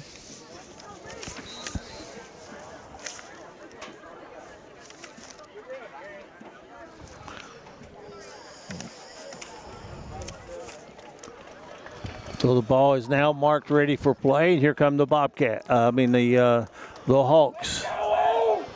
Got single coverage out to the right side. See if they can hit that quick slant, but Betsy Layne steps in to take that away. They're going to hand it off, and no stopping that. Well, he is having a night, isn't he? 52 seconds to go in the second quarter. So 26-24. We've got a dandy here at Betsy Layne High School. But time on the clock, minute 52. That's eternity for this for Betsy Layne, especially with they've been getting a short field. Cam Smith with his first touchdown of the night. I want to remind everyone at halftime, we'll recap the scoring of the first half and some team stats for you. And I can see why the National Weather Service has issued a freeze warning tonight. Ooh, it's brutal. Ronnie Paul is frozen. Yeah, I'm telling you, it is cold. It's pretty, though. This is what you expect in late October. Only one more regular season game left. Unbelievable. And that's next Friday night. We're scheduled to be at Shelby Valley as the Harlan County Black Bears come calling. They're having a good season thus far. That'd be a big matchup for Shelby Valley. What are they, 4A? 5A, I think. 5A. Yeah. The Black Bears, beautiful high school. Have you been inside of it? Yes. It looks like a mall. Yes. Kicking off for Betsy Layne is Jonah Hicks. And here we go. The onside kick, it's on the ground, still loose, and a scramble for it. Oh, let's see, wait till they unpile the bodies. At least 3 different players had the hand on it, but I believe Betsy Layne gets the recovery, and they do.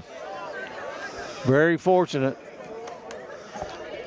That was Wesley Hamilton, a senior, on the recovery for the Bobcats. Start the drive from the Hawks.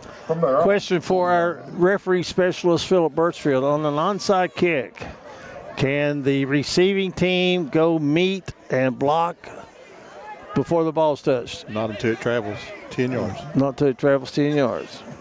That was a safety thing that was put in because back in the day, you would go take somebody out. Used to be called lighting them up. There was a day when the kicker was in dangerous position. See if the Bobcats can add to their lead. They've got one timeout. Gerald going to be hit in the backfield. Is the ball loose? It is. Penalty on the play. There is a penalty on the play. Let's sort this one out. He was bringing the arm forward. He got hit. That's one of those to where you need to go to New York to see if it's the arm was going forward. But let's see what the call is. Well, from my position, it looked like they got a hold of him up around the head. Maybe a face mask. Well, let's wait and see. Yep. That's the initial signal from the official. Face mask against the Hawks. Big call. That's what I thought I saw in live action. 4th penalty against Pike Central for 50 yards here in the first half. We've had a few yellow flags. That sets Betsy Layne up 52 yards away from pay dirt. First down and 2. And, you know, the way that they run some routes, especially with Isaiah Allen. Got Canyon Sloan's dangerous. He had a big touchdown reception in the first period. Allen is at the hash marks on the strong side of the field, the top of your screen. Gerald. Power set to the right. He rolls that way. Good protection. Throws into the flat. Picked up and caught. And good running after the catch by Isaiah Allen. And he's got the ball all the way to the 35-yard line of Pike County Central. 13-yard pickup. And that stops the clock by stepping out of bounds. You know, I've only got Gerald with 2 incompletions here in the first half. Timeout Hawks. Pike County Central is going to take a timeout. We'll keep it here for this one. 26-14. Ronnie, I've yet to see, on that last play when they got the face mask, is the first time I saw real pressure put on the quarterback by either team tonight. Absolutely, and I think it shows. I mean, Hicks has only went to the air one time, but Gerald has really been protected well. You know, he's been pressured a couple of times, but able to avoid. They got him rolling out, which makes it easier for him, and they were really bringing that receiver all the way across the field. You got the wide out on that side going deep, and you got the wide receiver on the left cutting underneath, and that has really been successful for the Bobcats, and I tell you why, especially like Pike Central, they're playing man-to-man, and that's tough to cover a man dragging all the way across field. We've had timeouts, we've had a turnover, we've had a lot of penalties. We still have 1:16 remaining in the first half. Betsy Layne with the ball to 35, 1st and 10, as the Hawks use a timeout.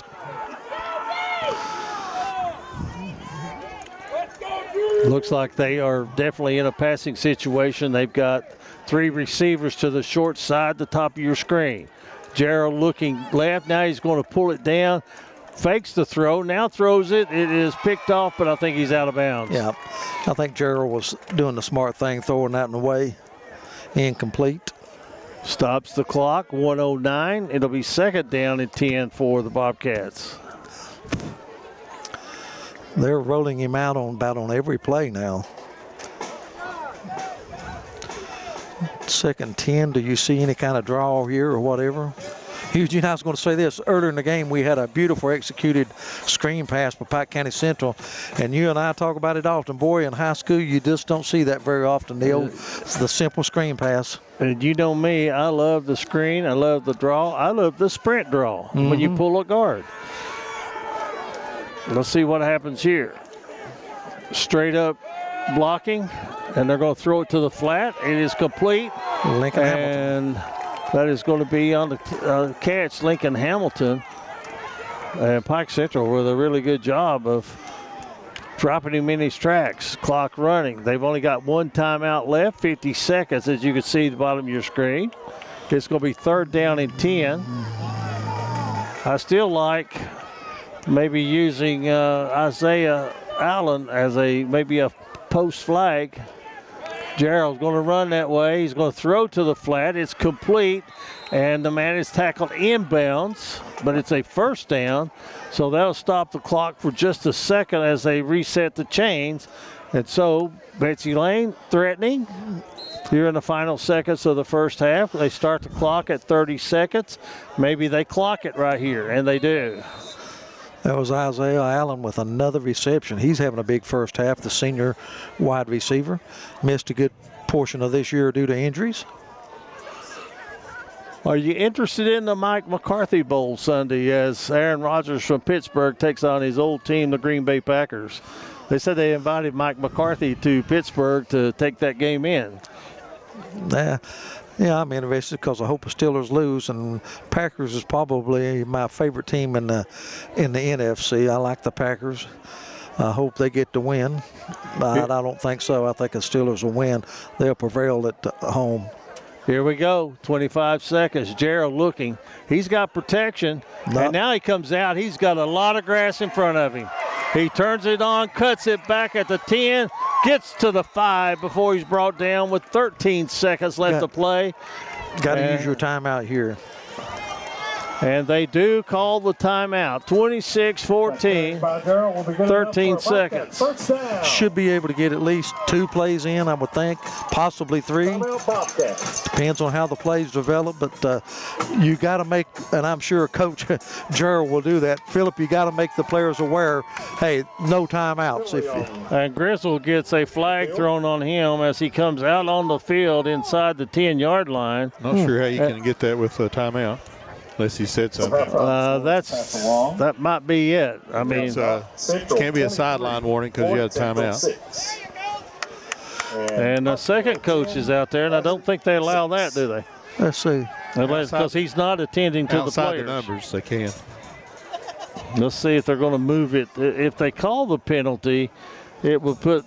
I mean, if it's not a sideline and they actually mark it off, it will put the ball at the 3-yard line of Pike County Central. A little confusion. Can't be a warning. You can't be a warning. Dead ball. Sideline warning. You can't be that. You can't have that on a dead ball with the timeout. Which no one's going to be hurt on that, but 13 seconds.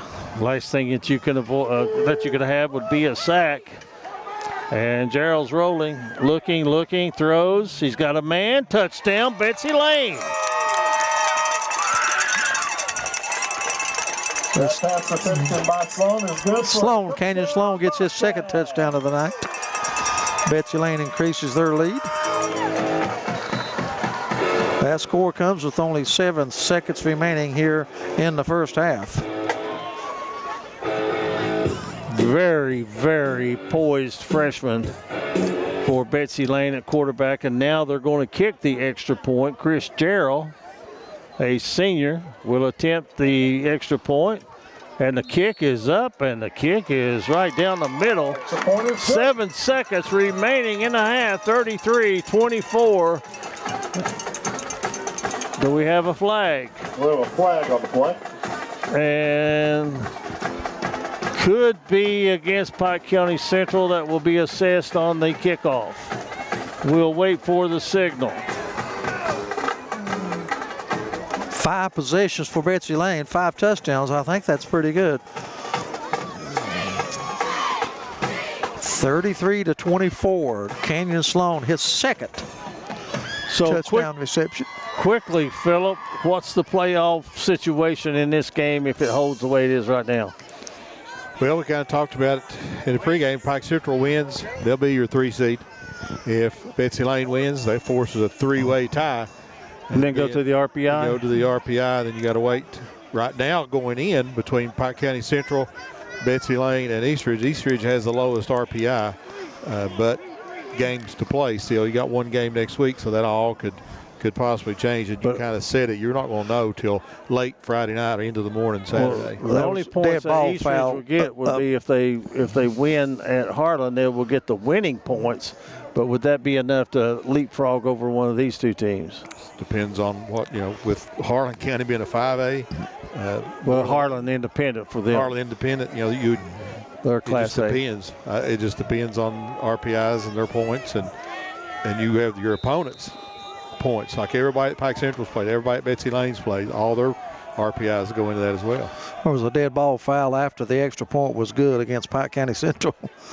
Kicking off from midfield and driving it toward the end zone, and it's picked up at the 1. And good spin move, but that's not going to be anything that is going to threaten the scoreboard in this one. No return at all. And we've come to the half with the score. Betsy Layne 33, Pike County Central 24. We'll step away for this break. And when we come back, we will recap first half action. Betsy Layne on top of Pike County Central on the Appalachian Prep Sports Network. In life's hardest moments, you deserve comfort and care. At Hall and Jones Funeral Home, we guide you with compassion, honoring your loved one with dignity and respect. From traditional services to meaningful celebrations, we're here for you every step of the way. Hall and Jones Funeral Home, where every goodbye is filled with love.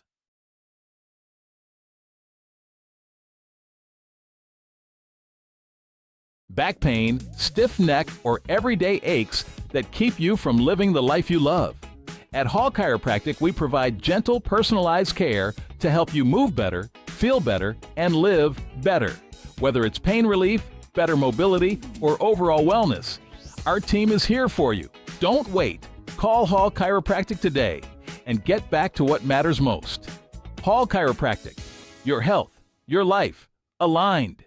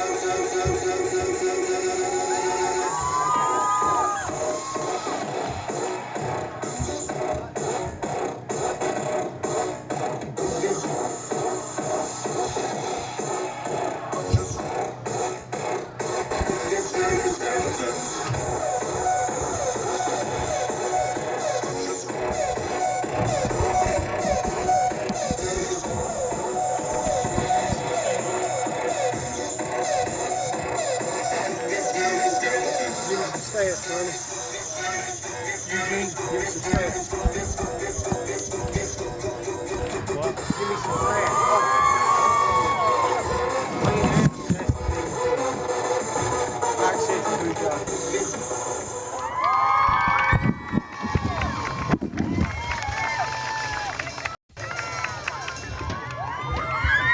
running keeps stats. At Valley Discount Pharmacy, we're more than just prescriptions. We're your neighbors. Whether you need affordable medications, expert advice, or just a friendly face, we're here for you every step of the way. Fast service, trusted care, and prices that won't break the bank. Valley Discount Pharmacy, local, reliable, affordable. Layne Real Estate Development, your housing source for Pikeville, Kentucky. Just hitting the market is this gorgeous 2-bedroom, 1-bath apartment located only 5 minutes from campus. If you're interested in a home, call Jake Rainey at Layne Real Estate Development, 606-477-8662. That's Layne Real Estate Development. In life's hardest moments, you deserve comfort and care. At Hall and Jones Funeral Home, we guide you with compassion, honoring your loved one with dignity and respect. From traditional services to meaningful celebrations, we're here for you every step of the way. Hall and Jones Funeral Home, where every goodbye is filled with love. Back pain, stiff neck, or everyday aches that keep you from living the life you love. At Hall Chiropractic, we provide gentle, personalized care to help you move better, feel better, and live better. Whether it's pain relief, better mobility, or overall wellness, our team is here for you. Don't wait. Call Hall Chiropractic today and get back to what matters most. Hall Chiropractic, your health, your life, aligned. At Shelby Valley Diner, every bite is made to satisfy. Crispy, saucy wings, made just the way you like them. And don't miss our daily specials, fresh and delicious, giving you something new to love every single day. Pizza, wings, and specials you can't resist. Only at the Shelby Valley Diner. Shelby Valley Diner, where flavor meets family. So come hungry, leave happy. At Valley Discount Pharmacy, we're more than just prescriptions. We're your neighbors. Whether you need affordable medications, expert advice, or just a friendly face, we're here for you every step of the way. Fast service, trusted care, and prices that won't break the bank. Valley Discount Pharmacy, local, reliable, affordable. Welcome back, everyone. Betsy Layne leading 33-24 here at the break. Let's look at the scoring in the first half. First of all, it was Betsy Layne getting on the board with 9:43 left to go in the first period, a 59-yard drive. And it was Gerald. A run of 3 yards. The score was 6-0. Betsy Layne then scored again with 6:14 left to go in the first period. Sloan, a 46-yard from Gerald, made it 12-0. Extra point was missed. Or the two-point conversion was no good. With 6 minutes left to go, only 14 seconds later, it was Layne Adams, a 37-yard run, and two-point conversion to Adams made it 12-8. Then with 5:44 left to go, only 16 seconds went off the clock. Betsy Layne, Gerald, a 3-yard run that was set up by a long return, and made it 18-8. The two-point conversion was good, making it 20-8. And then Pike County Central scored with 49 seconds left to go in the first period. Atkins on a 4-yard run. Adams also had the two-point conversion, and it was 20-16 after 1 quarter. Then with 7:41 left to go in the second, Pike Central, Betsy Layne scores again on Pike Central. Gerald 4 yards out, made it 26-16. Pike County Central, a 6-minute drive. Smith completed the scoring with a 5-yard touchdown run, making it 26-22. Adams again with a 2-point conversion, made it 26-24. And then with 7 seconds remaining in the half, Sloan a 6-yard catch from Gerald. And Chris Gerald kicked the extra point, and that's where we're at halftime, 33-24. We'll take this break right now, and when we come back, we'll have some more from Betsy Layne, as it is the Bobcats leading 33-24 on the Appalachian Prep Sports Network. In life's hardest moments, you deserve comfort and care. At Hall and Jones Funeral Home, we guide you with compassion, honoring your loved one with dignity and respect. From traditional services to meaningful celebrations, we're here for you every step of the way. Hall and Jones Funeral Home, where every goodbye is filled with love. Back pain, stiff neck, or everyday aches that keep you from living the life you love. At Hall Chiropractic, we provide gentle, personalized care to help you move better, feel better, and live better. Whether it's pain relief, better mobility, or overall wellness, our team is here for you. Don't wait. Call Hall Chiropractic today and get back to what matters most. Hall Chiropractic, your health, your life, aligned. At Valley Discount Pharmacy, we're more than just prescriptions. We're your neighbors. Whether you need affordable medications, expert advice, or just a friendly face, we're here for you every step of the way. Fast service, trusted care, and prices that won't break the bank. Valley Discount Pharmacy, local, reliable, affordable. At Shelby Valley Diner, every bite is made to satisfy. Crispy, saucy wings, made just the way you like them. And don't miss our daily specials, fresh and delicious, giving you something new to love every single day. Pizza, wings, and specials you can't resist. Only at the Shelby Valley Diner. Shelby Valley Diner, where flavor meets family. So come hungry, leave happy.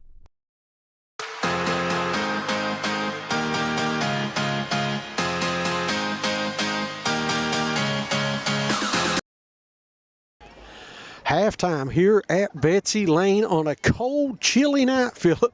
5:18 left here in the first half. Man, oh man, it's cold. And it's about that time. We've actually made it a couple weeks longer than we normally do. When you get to the next to last weekend of the season, you're anticipating being bundled up, but for everybody, this is the first time. But it's had absolutely no impact on these kids. They have flat played out like it's 80 degrees out here. Good football tonight from both these teams, especially. If you like offense, this is the game to watch. That is for sure. They are putting the points on the board as it's Betsy Layne 33-24 lead right now over Pike Central. Hawks will get the ball, start back second half, Thomas. For them, I think it's important to get on that scoreboard because this, for all intents and purposes, and you hear it and people get tired of hearing it, but last team that's got the ball is probably going to win this one. Oh, you're exactly right. And how big was the one turnover? Big, because that's been the difference. That's been your point spread. Yep, that one possession. Has either team been stopped yet? I'm thinking back. Pike Central stopped themselves on the turnover. Yeah. Other than that, we've not had any punts. Don't expect to have any. They've converted their fourth downs. So, no, we've not had any. Good offensive performance by both teams. For those of you tuning in and maybe just be tuning in here at halftime, this does have playoff implications for not only the two teams here, but also for Eastridge. Of course, Shelby Valley will likely be the number 2 seed. Belfry with a running clock at halftime. Pirates going to be the number 1 seed in the district. Number 2 will be Shelby Valley. If Pike Central pulls this one out here, they'll be the 3 seed. And it'll most likely be, it could be possibly Eastridge when you look at the head-to-head matchups. If Betsy Layne wins this one, then we've got ourselves a 3-way tie, and it'll be RPI and all those good acronyms coming later on to see who gets that. But for that, the favor is not with Eastridge, and it'll be Betsy Layne and Pike Central for the RPI lead. Don't look now, but over across 680 over on the hill, Wesley Buck just scored a touchdown, cuts that lead for Knott County Central 23-12. As good showing tonight by the Jaguars. Yeah, and they're everyone right now playing for positioning. If they're not playing for a title, playing for the playoffs. So they've all got something to play for. We had an update earlier at Martin County. It was 14-6 Pressburg at last score we've got right now in the third quarter. Over in Hazard, it's 10-6 Pikeville with the lead. Hazard has a football after a Pikeville turnover. So some good games, and for Pikeville and Hazard, that's district championships on the line right there in the 1 seed. You're exactly right. Should come down to the wire over there with those two teams. It is. It's a good one. And Johnson Central, I don't think we've seen a score on that one. That's Johnson Central Ashland. That should be another big game in the mountains too. See if I can check. A lot of big games. Maybe find that one. I think I know where to look for that one. See if we can get a score on that for those Johnson Central fans out there. So one more game this week after tonight, Philip. We got the big soccer game. I don't know how many soccer fans. If you've never watched, this should be a great one. We have Covington Catholic coming to town down at Stonecrest to take on the Prestonsburg Blackcats in Elite 8 soccer action. And it's not often you get state Elite 8 game this close to home. Exactly right. And also tomorrow, Johnson Central girls play as well in the Elite 8. Not for sure where. I'll look that up right now. So 2 local teams with opportunity to get to the state Final Four, and I think you might be able to see that. It is at Johnson Central tomorrow. So 2 games within region and opportunity to get to the state Final Four. State Final Four at University of Kentucky, is that right? I think so. So a lot on the line for both those programs. 2 big games. Yeah, so get to see some great action here in the mountains, as you're going to see Highlands coming to town on the girls' side and Covington Catholic coming to town on the boys' side. Regional volleyball tournament kicks off next week, Philip, as the seedings were today. And it'll be Shelby Valley taking on Johnson Central at 6 on Monday. 8 o'clock, I think, is Floyd Central taking on Pike County Central. Right. I think that's right. Pike County Central. Then on Tuesday in the 6 o'clock game, it'll be Paintsville versus Pikeville. That, to me, if I circled a matchup in the first round, that would be the one, because I think that's 2 of the, I'm going to make somebody mad, but that's 2 of the top 3 teams in the region, in my opinion. Yeah, and we got to look at Pikeville last night. Played really well against Shelby Valley. Came up short, but they're playing their best volleyball right now. And then in the nightcap Tuesday, it'll be Belfry taking the champions out of the 60th. Will take on Betsy Layne. So then on Wednesday night will be the semis, and Thursday night will be your championship game. So a busy week of volleyball action all next week. We are 3 minutes on the clock away from the second half. It's been an entertaining one. If you're not able to be here, we're glad you could join us online from the comfort and warmth of your own home as the rock concert kicks back off here at halftime of Betsy Layne.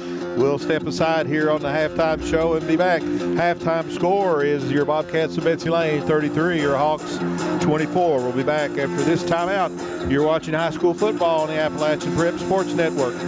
In life's hardest moments, you deserve comfort and care.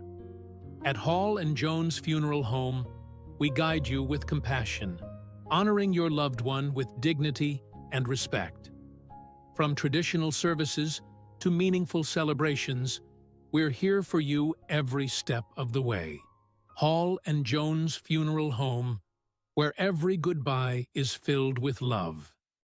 Back pain, stiff neck, or everyday aches that keep you from living the life you love. At Hall Chiropractic, we provide gentle, personalized care to help you move better, feel better, and live better. Whether it's pain relief, better mobility, or overall wellness, our team is here for you. Don't wait. Call Hall Chiropractic today and get back to what matters most. Hall Chiropractic. Your health, your life, aligned. At Shelby Valley Diner, every bite is made to satisfy. Crispy, saucy wings, made just the way you like them. And don't miss our daily specials, fresh and delicious, giving you something new to love every single day. Pizza, wings, and specials you can't resist. Only at the Shelby Valley Diner. Shelby Valley Diner, where flavor meets family. So come hungry, leave happy. At Valley Discount Pharmacy, we're more than just prescriptions. We're your neighbors. Whether you need affordable medications, expert advice, or just a friendly face, we're here for you every step of the way. Fast service, trusted care, and prices that won't break the bank. Valley Discount Pharmacy, local, reliable, affordable.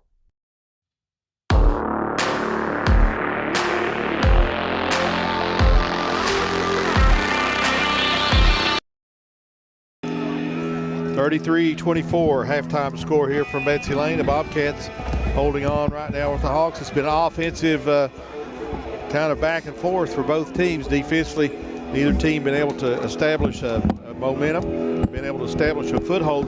Defensively, Ronnie Paul, even though Betsy Layne picked up the turnover, neither team has done anything consistently that you could say that they've got it figured out on defense. We'll see if halftime adjustments comes to play here in the second half. Well, you know, we say that a lot, you know, especially in close games. The team that blinks, a team can get a key turnover. In this game, a key stop would go a long way, turning a tide to get up. You know, they're up by 2 scores, but it's only 9 points yet. But to give you a little breathing room. But like I say, neither team has shown any ability to slow these offenses down. A punt may be the difference in the game. If you can make your opponent punt, grab a turnover, or turnover on downs, then you got a shot. We said, Thomas and I were talking at halftime, last team that has the ball, it's the old saying, last team that has it may win. I think that's going to hold true tonight. Score update from Martin County. Prestonsburg just scored on a Kane Patton touchdown. They now lead 20-14 in the third period. Belfry over Shelby Valley 47-6 in the third period of that game. We're about ready for the start of the second half. In case you're just joining us, Eli Gerald, a big game thus far. He has ran for 3 touchdowns. He has thrown for 2. He's accounted for all 5 touchdowns in this game for Pike County Central. For Betsy Layne. For Pike County Central, Layne Adams having a big game. He's had a 7-yard run, 37-yard run. Atkins with a 4-yard scamper, and Cameron Smith. So 3 different players have scored in the game for Pike Central. And there's a kickoff, and a good job by the Betsy Layne special teams. And they dropped the return man inside the 35-yard line as we start the third quarter. 33-24, 9-point lead for Betsy Layne. Another update on the score. Pike with 4 minutes to go in the third quarter, 10-6, still leading it over Hazard. So Pike County Central trailing by 9. We'll have the ball to start. And they'll do it this second half most likely without Cameron Smith. Don't see him back out for the Hawks. Went out with looked like maybe an ankle. Big loss for Pike County Central if he's not able to return. And the first man to get the football in the second half is going to be the guy who's been carrying the load for him, and that's going to be Allen. No, that's Layne Adams. Layne Adams, I'm sorry. Was I thinking of Layne Allen? Layne Adams. Second down. Well, Eugene, you like it. I used to think it was cold, but now it's frigid, and concession stand is sold out of hot chocolate. So I try to be a good Samaritan and get 4 up here, but to no avail. So second down and 3, a pickup of 7. And he's going to get the ball again. Trying to bounce it outside, cuts against the grain, gets the first down at the 45-yard line of Pike County Central. I think you're going to see a steady dose of that until they show that they can stop it. Well, the one thing that can stop it, too, is if you run your guy to where he's getting a little tired. Looking for Pike Central. They're a little slow getting to the huddle. So we will look for the signal from the back judge to let us know that there's 10 seconds before, but it's not going to happen this time. They give it to the same man 3 straight plays to start the half, and Layne Adams, the senior, came into the ball game with 559 yards. He's over 600 for the season, had 9 touchdowns coming into this game. He is going to turn into the workhorse. He'll get the bulk of the carries. Of course, Atkins got a lot of carries in the first half also when Smith went out for Pike Central. Philip, you mentioned it. He's not even on the sideline right now, is he? Not that I can see. Here he goes again, 4 straight carries. Pickup of 7. Adams, a senior, going to be short. Of course, they are in 4-down territory, no doubt about that. No punts in the game. We've had 1 turnover, and that was a fumble by Pike Central in their initial drive, recovered by Isaiah Allen of Betsy Layne. Betsy Layne, in case you're just joining us, 5 possessions, 5 touchdowns. Gerald, 3 on the ground, 2 through the air, both of them to Canyon Sloan. So the only stop we had was a fumble, right? That's it.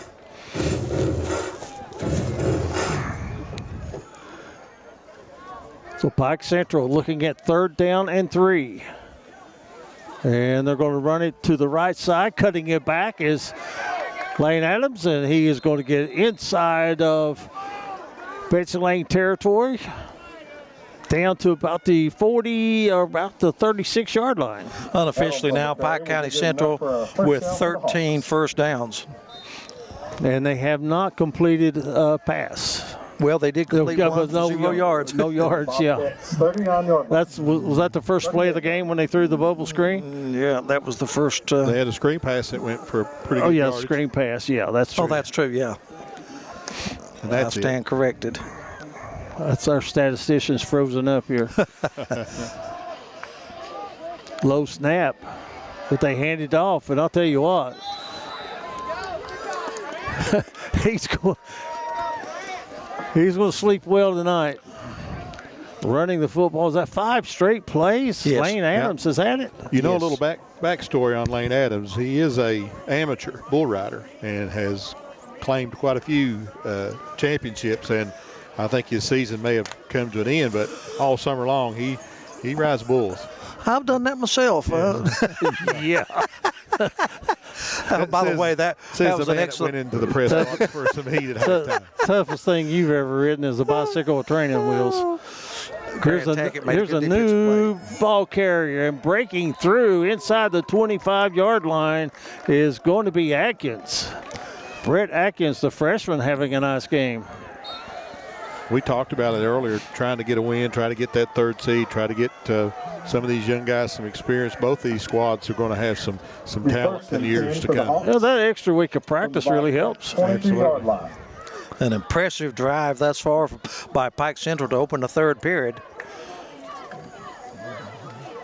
Again, the freshman. Lowers the shoulder parallel to the line of scrimmage and runs over a Bobcat and gets about 5 or 6 yards. I'll tell you another key that could be to this game in the second half, and Pike Central's using it to their advantage, Philip, is ball control. They've already used 4 minutes off the clock here in the 3rd period. That's a good point. I did see where Martin County scored to make it 14-12. They were getting ready to go for 2. We'll update you on that game. Prestonsburg's up 20-14. Oh, Prestonsburg has already scored back from 2014. Here goes number 10. That's going to be Adams again. Belfry going to claim the number 1 spot in the district. They lead 47-6 in the 3rd period over Shelby Valley. I still like what, obviously we like what Matt Varney has done. A very difficult situation of taking over, but he was there for a long time. He had a big hand in those years of Belfry. Here goes Adam. And that's Layne Adams, the senior. Update from Hazard. Pikeville gets into the end zone late in the 3rd quarter, 17-6 now, the Panthers. That's for number 1 seed as well, isn't it? It's for the title. One thing I like, we played 5 minutes and we've not seen a yellow piece of flag on the field in the second half. Well, there goes the jinx. There goes that. We had quite a few in the first half. I had 12 penalties enforced. Running it to the right side, plenty of room. 2nd, 3rd effort, close to the goal line.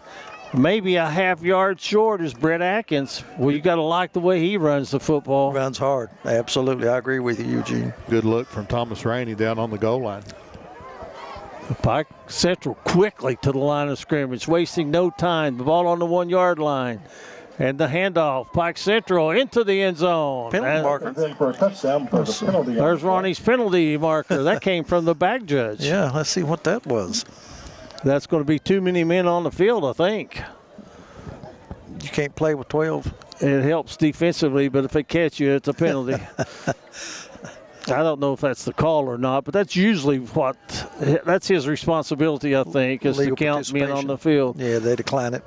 Touchdown. Touchdown is good. Now, Mr. Official, will that go on the kickoff, or is it, could you take the play or the penalty? You can't take it on the extra point? No, if it happens on this extra point, then you can take it. You can take your score, but you can't do it on the touchdown. Was that Atkins or Adams with the TD? I thought it was Atkins.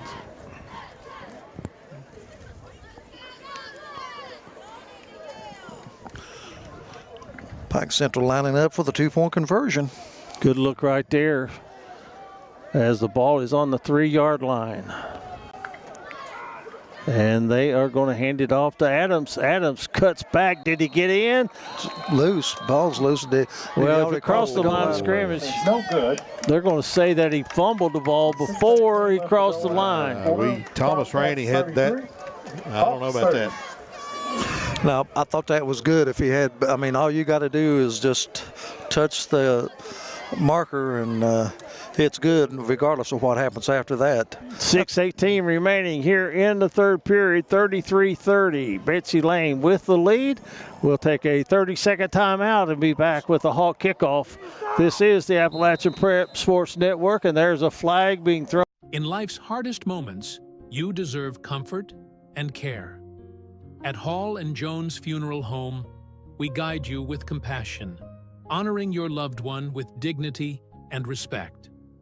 From traditional services to meaningful celebrations, we're here for you every step of the way. Hall and Jones Funeral Home, where every goodbye is filled with love.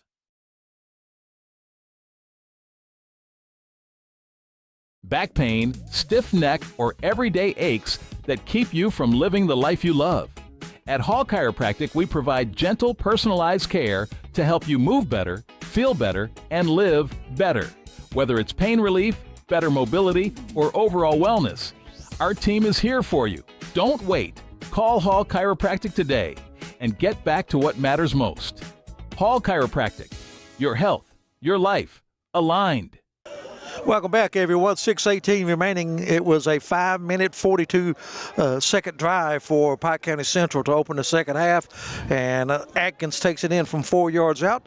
Try for the 2-point conversion was no good. 33-30. Betsy Layne hanging on to a 3-point lead. Pike Central has never led in this game. And they're going to have to kick off from their own 25-yard line because maybe a little bit too much discussion on whether or not that should have counted on the 2-point conversion.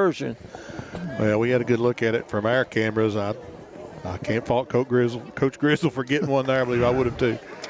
Here's the ball picked up on an onside kick at the 40-yard line, and Pike Central covers it well, but it gives Betsy Layne great field position. Returned by Sloan.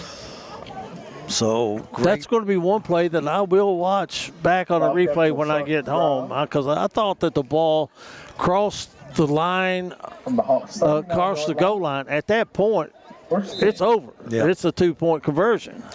Yeah, I thought the ball come out late also. I'll make it 100%. Looked like he got across the goal line or make contact, and that's all you have to do with the goal line. People think sometimes you got to cross it. Not true. All you got to do is get to it.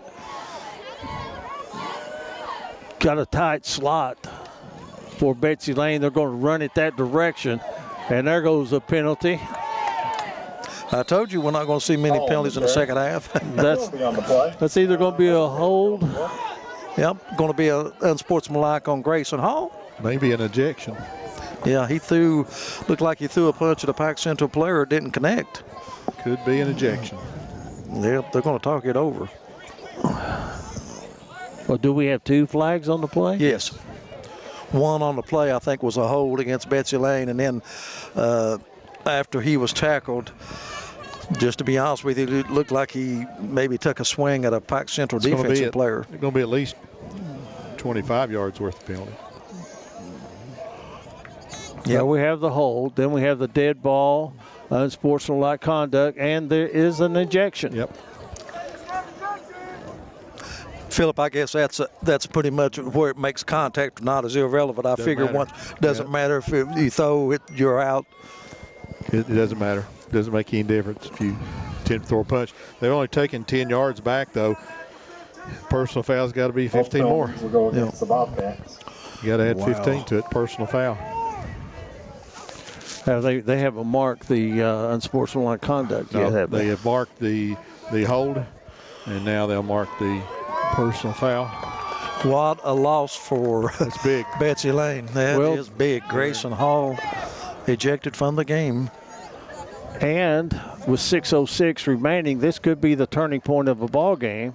Now, how is Betsy Layne going to respond to this adversity, and how will Pike County Central, build upon the good fortune of the holding penalty that stopped a pretty good play?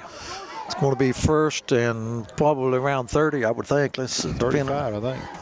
And with that ejection, as we have our resident official here, that is it's a minimum 2-game suspension, but it can be waived to get 1. So maybe he will not be able to play in the last regular season game and have to be reinstated for the playoffs. Yeah, it's at least 1. I'm not sure how that works anymore, but it is at least 1. You can be reinstated after 1.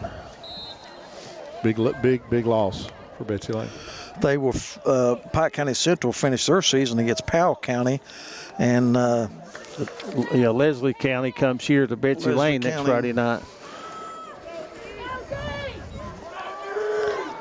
So Betsy Layne's going to spread the field. They got 3 receivers to the top of your screen.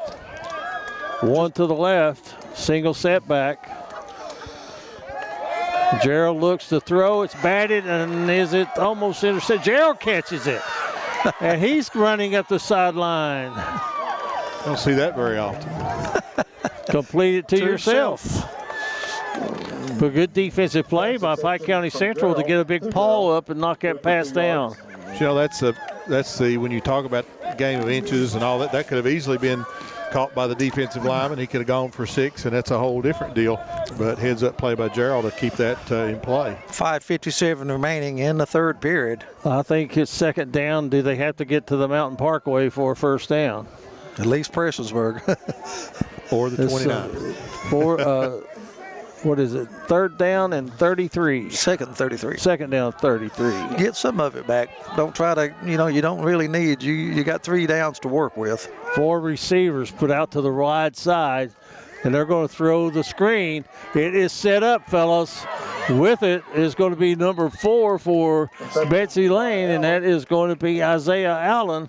And the senior is going to make it third down in about 15 now? Yep, a little manageable. Very close to third down. You got to like that call. Yeah, looked like he caught it really close to the line of scrimmage too. It would have been about 5 linemen downfield, but he caught it about a yard back, really close on that play right there. Good call. Well, they set it up. The guy's got the second level blocks, that's for sure. I've got Eli Gerald now 12 for 14, 2 touchdowns and 182 yards. Pretty good night's work for number 12. Making a bid to be our Appalachian Prep Sports Player of the Game. Good cushion given out here by Pike County Central. They just want to make the tackle in front of the sticks. It's heaved, and it could be intercepted. Close to being offensive pass interference, so that's going to bring up 4th down at about 16 for Betsy Layne. Now, will we see our first punt of the ball game? I think you have to, in my opinion. I think you have to. I think we got a holding penalty here.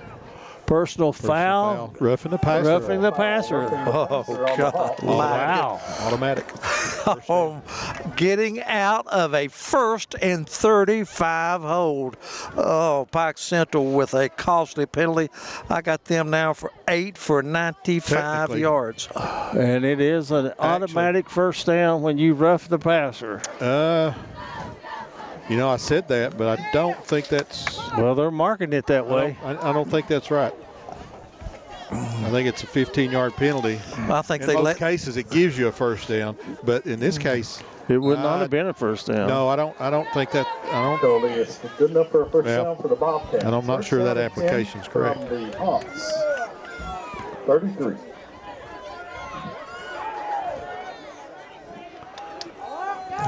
So they're going to run it. And good yardage up the right side. That's Mason Hall getting close to their first down. That's Mason Hall replacing Grayson Hall. Got a score update for you. The Phelps Hornets get a victory tonight as well over Hurley, 30-24. Congratulations, Coach Randy Smith and the Hornets. Well, they're having a good season. Won last week over Twin Valley.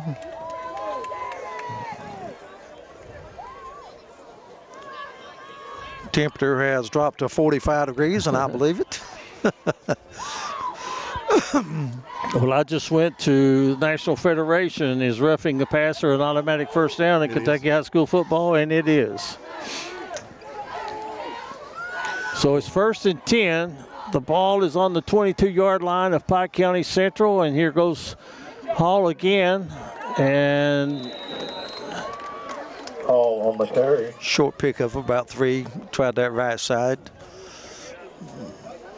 Yeah, it looked like he got tripped up, and but he comes up not appearing to be injured. I thought for a second that he might have rolled an ankle. Betsy Layne playing for their playoff lives, Eugene. They've got to have a win here to play after next week, to have a chance to play after next week. And there's no guarantee, even with the win, they would get in, but complicated process with number of wins against certain teams and what have you. 2nd down, 8 coming for Betsy Layne. Ball at the 20-yard line. Pike County Central. Gerald looking. They run the stop route, and it's going to be pass interference against Pike County Central. And I think, that could have very well been a holding call, but since the ball's in the air, they'll probably give him the pass interference. Boy, the yardage against Pike Central, that puts them, I have them over 100 yards in penalties. Wow. Will that be defensive holding or pass interference? Of course, in high school football, the fact that the ball would be catchable or not is not a factor. Holding. So they're going to call it holding instead of pass interference. So they'll put the ball at the 10-yard line. And it's 1st and goal. If you're just joining us, Betsy Layne getting out of a 1st and 35 hole after 2 successive penalties. Gerald going to take it on a run, gets inside the end and the tackle, takes it to the 5-yard line. 1st and goal, Betsy Layne. 1st and goal. He's got some speed too, Ronnie, as a freshman. Yeah, Wesley Hamilton that time leading the blocking on that side. Each team with 1 possession thus far in the second half. Clock winding down. We have not had a punt in the ball game. They'll snap this football with under 4 minutes to go in the 3rd period. Gerald going to take it, same play. Better result. He's in the end zone. Gerald with the carry and touchdown, Betsy Layne. That is Gerald's 4th touchdown on the ground tonight. Eli Gerald gives Betsy Layne the 39-30 lead. And the Bobcats are going to go for the 1-point kick conversion. And coming in is going to be number 13. That's going to be the senior Chris Gerald. The only time they kicked it, he drilled it through the uprights.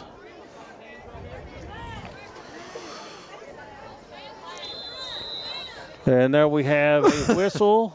And we've got somebody in the neutral zone. It's going to be the outside left end, I believe, for Pike Central. You are correct. And now that changes the strategy. That puts the ball to 1.5 yard line, and Betsy Layne brings the kicking team off the field and sends on the offense to go for the 2-point conversion. I agree with that. I'll try to take advantage of the of the penalty, moves a little closer. There's not been many plays that's been stopped for less than a yard and a half tonight. 39-30. And I might add by either defense. I'm going to ask Phillip and you a question after the. So they've gone heavy with a big man in the backfield leading the way off left tackle, and they get it in for the 2-point conversion. So with 3:50 left to go in the third period, Betsy Layne is up 41-30 over Pike County Central. Back after this timeout on the Appalachian Prep Sports Network. At Shelby Valley Diner, every bite is made to satisfy. Crispy, saucy wings, made just the way you like them. And don't miss our daily specials, fresh and delicious, giving you something new to love every single day. Pizza, wings, and specials you can't resist. Only at the Shelby Valley Diner. Shelby Valley Diner, where flavor meets family. So come hungry, leave happy.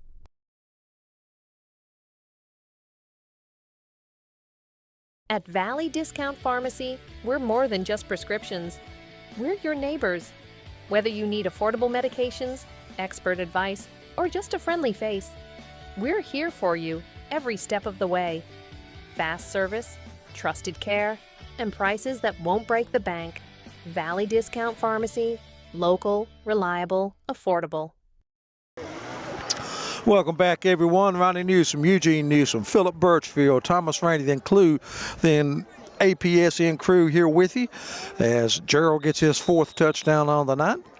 And he adds the 2-point conversion, and now it's an 11-point lead for Betsy Layne. A little nippy here on the mountain tonight, and that ball is going to be covered by Pike County Central. It was close to Betsy Layne being able to cover it. So Pike County Central, they are down a running back and in freshman Cameron Smith, and then they had a man ejected from the game. From their own 49-yard line. Or was that Betsy Layne had a man ejected? Betsy Layne. Grayson Hall for Betsy Layne was ejected. Good look at the Betsy Layne cheerleaders there. Thomas Rainey with the shot. They've bundled up. They've not whined around about hot chocolate. They're still out here working They're hard. tougher than we are. They're tougher, I admit it. Here we go. That's a handoff to Adams, and he is running hard. He's got 11. Hunting and pecking his way through the defense.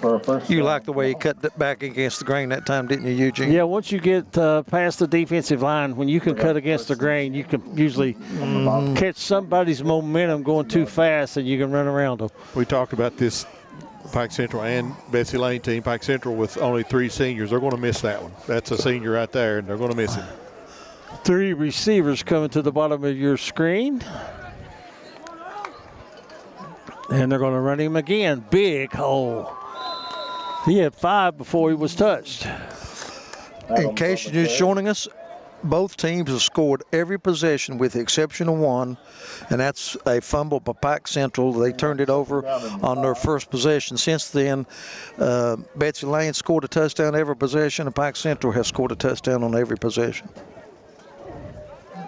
So it's going to be 2nd down and 5.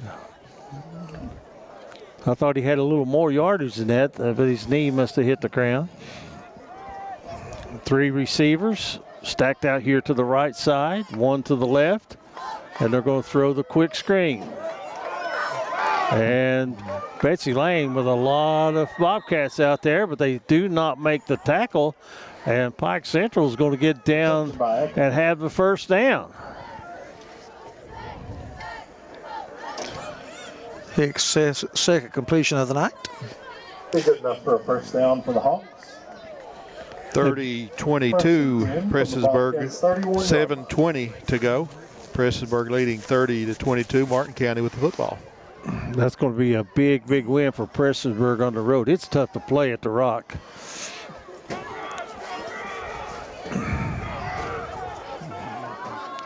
Jonah Hicks, they're going to hand it off. Good running room. Brett Atkins, the freshman, is going to get 7. He gets inside the 25-yard line of Betsy Layne. Atkins on the carry. Going to come down to somebody not converting a fourth down or turning it over in extra points, isn't it? Yep.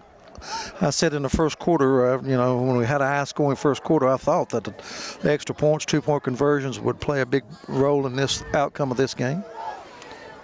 So Hicks has a running back to each side. Takes the snap, going to give it to Adams. He cuts against the grain, and he stays on his feet and falls forward. He'll have the first down. He's close to the 15-yard line, but there is a flag, and it's going to be holding against Pike County Central. It's the Hawks. Well, I tell you, I don't know if mine stats are 100% correct, but I've got them for 11 for 125. 11 penalties, 125 yards. That one kind of obvious that time. Defender gets through, and all he could do was just grab a hold. When your feet are beat, they always say you're going to cheat. And his feet were beat right there, the lineman. Now, I couldn't really stand a hold on a running play, but if my quarterback was about to get tattooed, then of course you protect the quarterback even if you have to hold. Let's see if they run something similar. They're going to run that play with Adams. He cuts it to the outside. Good pursuit by Betsy Layne, and there's a flag that goes flying. Mason Hall with a good defensive play that time. And that's usually a hold on the tight end or the wideout, isn't it? Wow, boy, there's the two flags of range here tonight. Oh, my goodness. And Pike Central starting to walk backwards.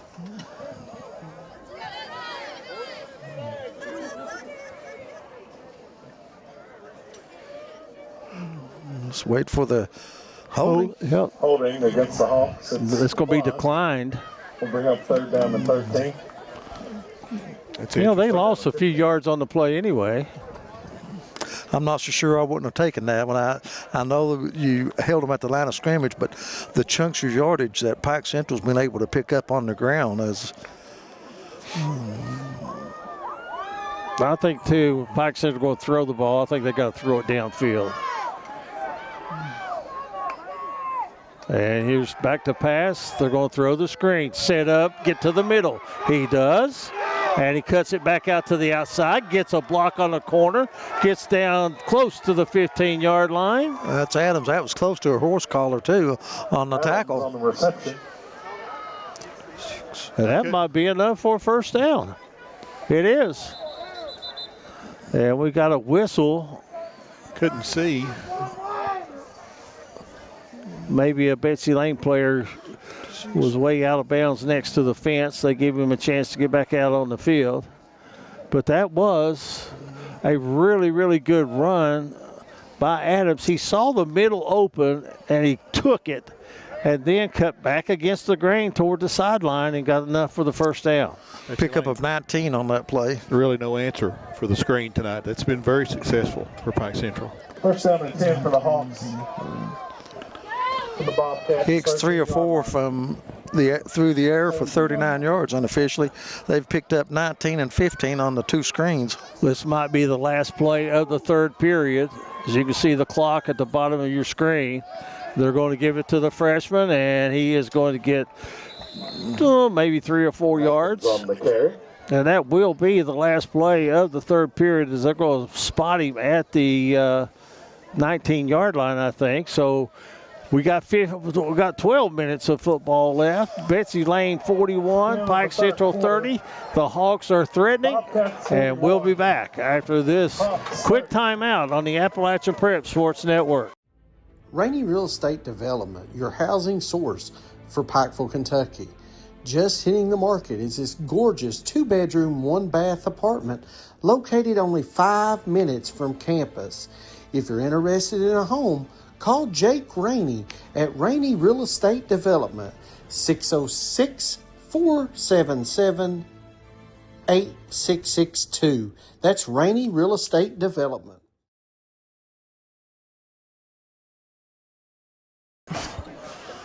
Welcome back, everyone, to Bobcat Stadium on the campus of Betsy Layne High School. We've got a dandy for you. At the end of 3 periods, Betsy Layne 41, Pike Central 30 in a shootout. It's going to be Pike Central ball. They have it inside the red zone of Betsy Layne, looking to cut into this margin. Scores to pass along. Pikeville was leading over Hazard. Belfry big over Shelby Valley. Phelps with the win tonight. Knox Central ahead of Floyd County Central. And of course the big one, 30-22. Last count we had over at Martin County. Prestonsburg with the lead. I'm Eugene Newsom. We have our executive producer Thomas Rainey, Philip Birchfield, and of course we have the popsicle frozen Ronnie Paul Newsom on color tonight. You're making me cold, acting cold. It's not that bad. I got news for you. I'm not acting cold. It's not that bad. Got an update. 5:35 to go in the fourth. Prestonsburg 30, Martin County 30. Wow. Thought that game would be a little closer, as Eugene says, but wow. That's fitting of a championship game, isn't it? Absolutely. 44 degrees right now. That's football weather, Ronald. It is if I'm playing. Pike County Central. Here's a direct snap, and they're going to take it to the 5-yard line. Is that Adams? Or yes, it is. First down for the Hawks. So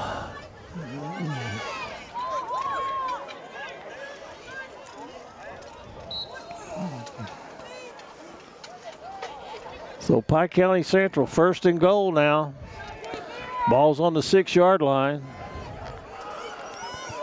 Here's another snap to number 10 and fighting for the end zone. Not going to make it. 3-yard line.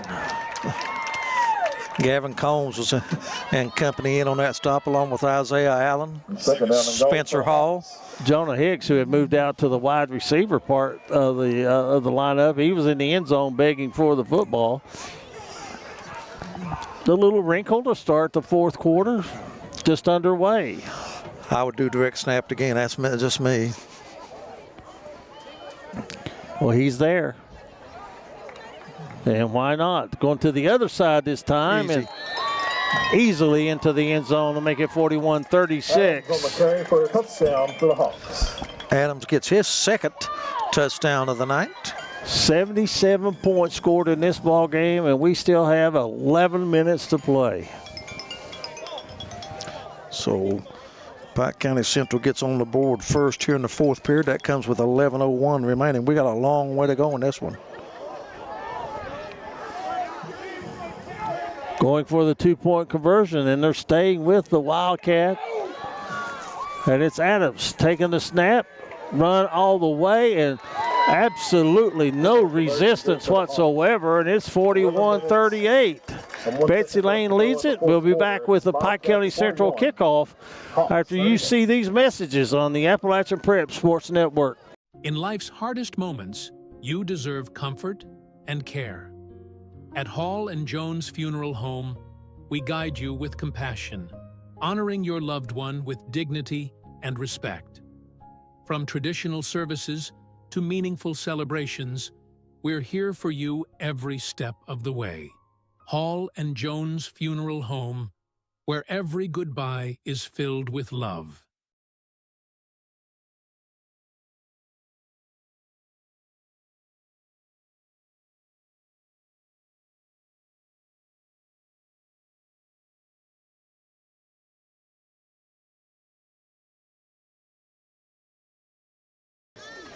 Welcome back, everyone. Lane Adams getting his second touchdown of this ball game, and actually his third touchdown of the game, and then he tacked on the 2-point conversion, 41-38. Bobcats has their lead slashed to 3. You got to believe Pike Central's looking at that onside kick again. They did it a minute ago, almost picked it up. So if you're Betsy Layne, I think that's something you got to be watching for here, because the Hawks somehow have got to stop the bleeding, and getting it back on the kickoff may do just that for them. Betsy Layne expected it. They've got 6 men between the 50 and 45-yard line. And then they've got, there it is. Get the third hop, It's going to be nicely covered. Nick Trimble. Yeah. I'll tell you what, that was a good job. That could have been a really hard football to handle.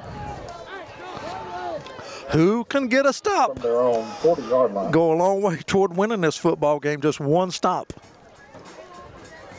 The turnover is the difference in the ball game. Both teams have scored on every possession, with the exception of the first possession when Pike Central fumbled it. 41-38, still 11 minutes to go in this game. And Betsy Layne's got them bunched to the short side of the field, 3 receivers that way. Gerald is going to hand it off, and we got a foot race. Mason Hall. Can he break the tackle? No, chasing him down is going to be Adams, but not before he got 15 yards. For a first down, penalty on the play. That's not a horse collar. No, he grabbed him in the middle of the back by the jersey, nowhere close to the horse collar. Well, the referee's getting a little tired. Face mask against Pike County Central. Add 15 more. I don't think that was on the ball carrier. It had to be on a receiver possibly. Well, they just mark it 5 yards? That's incidental. Yeah, first down, Is there incidental face mask in high school? Yeah. They did away with that in college and pro. Had to be on a receiver or something down the field, because it wasn't on the ball carrier. Interesting.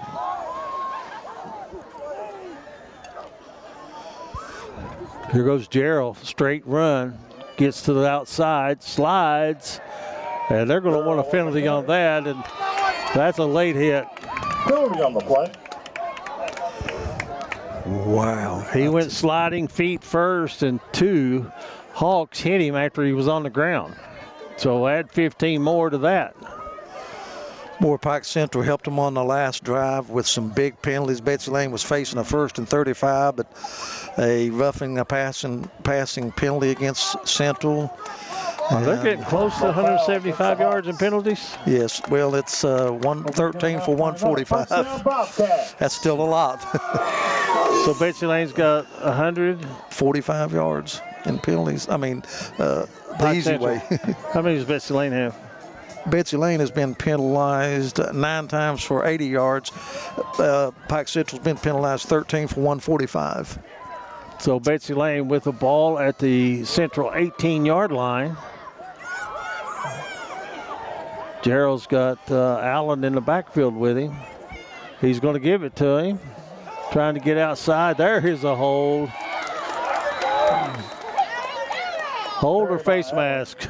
Flags on the play. Face mask. That was easy.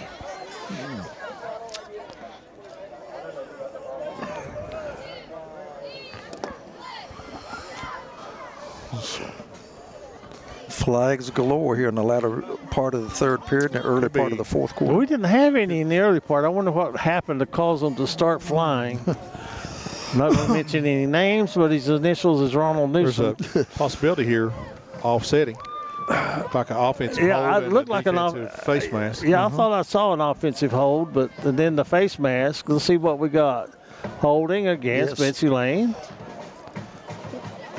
No, both of them going against Betsy Layne.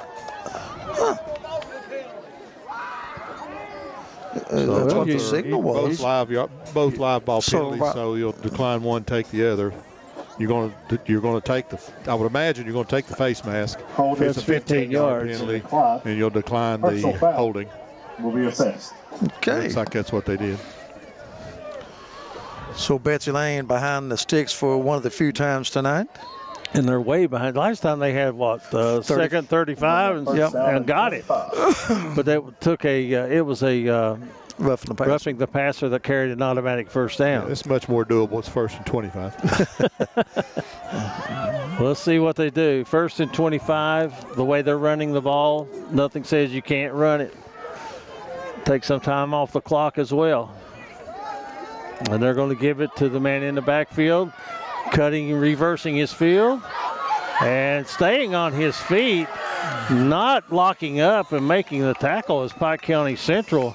And with a nice run, Mason Hall, the senior, is going to pick up a few yards. Philip, that is the case of the running back making just a tough running effort, but also a job of really poor tackling that time, I have to say, by Pike Central defense. Yeah, and you got to make those one-on-one plays on the outside. If you don't, you give up big yardage right there. And yeah, he got 10 when he should have had 0. Yes. Give him credit for the run. Good effort. 8:40 left to play. You can see the clock running on our scoreboard. And there's another penalty flag. This one's getting kind of messy with the penalties. Is that going to be a face mask again? It's probably going to be a hold coming from the area of the umpire. Holding against Betsy Layne. I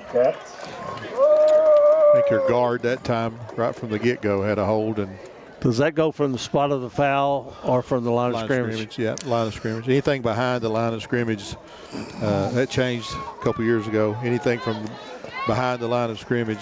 There's a big outcry by coaches if the quarterback got sacked for a 10-yard loss and there was a holding on the play, there's a loss of 20. So, in high school they made that change nationwide. Back in the day, you could have a holding with a 15-yard penalty, and you could have a 1st and 25. But you could that doesn't happen anymore, does it? No.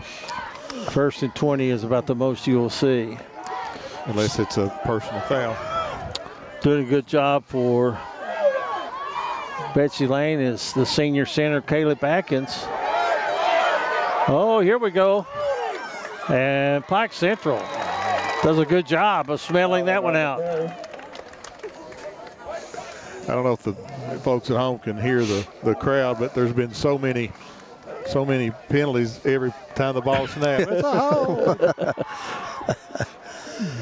And that old cliche, you could call holding in football on every play if you wanted to. Yeah. Pick up a 4 that time, still going to make it 3rd and 21 for the Bobcats, but no doubt in 4-down territory with the ball on the 30-yard line of Pike Central. 7:25 remaining in this game. 41-38. Betsy Layne clinging to the 3-point lead. I think you throw it here to try to get a pass interference. And also, I think this game could very well go down to the wire. What do we have now? Delay a game. Betsy Layne going the wrong direction. They're over 100 yards in penalties. So we've got 245 yards in penalties combined by both teams. 3rd down and 26. Strange to say, but it's 2-down territory. They're not going to punt it. Let's see what they do. Here's the rollout. A blitz coming. Gerald slips the blitz, throws it downfield. And it is intercepted by Pike County Central, so each team now with a turnover. Interception. And there could have very well been another penalty right there after the play, but no flag is thrown. And Pike Central is going to have the football. That's the stop they needed. Now, can they drive 73 yards to take the lead? 6:51 remaining in this one. 41-38, the first time tonight that Betsy Layne has been stopped. That time Gerald threw into double coverage. It was good coverage all the way by the defensive secondary. I think that was Hicks that came up with an interception. Probably doesn't bother Betsy Layne a whole lot because the chances of you getting in the end zone were slim. Are they going to run the swinging gate? Looks like they're going to try it. They do run the swinging gate. Not even close. And the penalty flags go up in the air. Not even close to being set. They did that against Shelby Valley on the first play of the game, and a touchdown was called back because they did not wait for, I heard one call was that they did not wait for the ball to be marked ready for play. I don't know, but I was kind of blocked out and I wasn't looking at the monitor.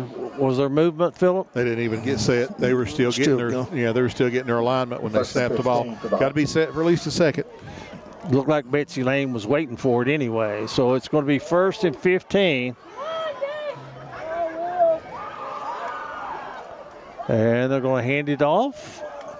Betsy Layne kind of closed it down, but still they get the ball up close to the original line of scrimmage, maybe even a little bit of a gain. So we'll say 5 yards. So it's going to be 2nd down and 10 for the Hawks. Big story in this game is Cameron Smith not available, sprained an ankle or something to that effect. So he's not able to run the football for Pike County Central. Here go the Hawks, taking it to the right side. Good running room. And getting the first down is going to be number 10, Layne Adams, who's had a fantastic second half. Good enough for a first down for the Hawks. I have that as the 19th first down of the game for Pike Central. If you're a Pike Central fan, what would the doctor order? A long, sustained drive, score, and not leave any time on the clock. And we go past the halfway part of the 4th quarter. Adams again looking, trying to find and follow his blockers, but coming up and making a good hit for Betsy Layne. Game for a couple. I'm trying to see what that number was. Was it 67? 66. 66, Wesley Hamilton. Yep. Senior defensive lineman.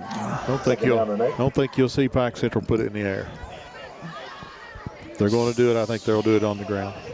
Well, you know, they went to the Wildcat, and it was very effective.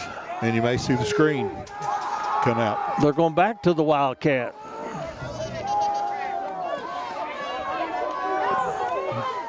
And here comes Adams. And solid tackle that time. Number 3, Mason Hall. And a flag goes flying. And Betsy Layne's coach is really upset. And we're going to have a stop of the clock. And we are going to call too many men on the field against Betsy Layne. It's 3 times tonight. And then a personal foul on top of it. I think right at the end of that play, one of the linemen for Pike Central was standing there. And as we said earlier, he got lit up. He got hit just standing there, and I think that's the personal foul. Well, you know, maybe we have to say that whoever has the coolest heads will prevail in this ball game. The first down for the Hawks. Hawks in Betsy Layne territory. Here goes Adams out of the Wildcat formation. Hit hard at the 40-yard line, but still fights his way for about a 4-yard gain. Gain of 3. 2nd down and 7.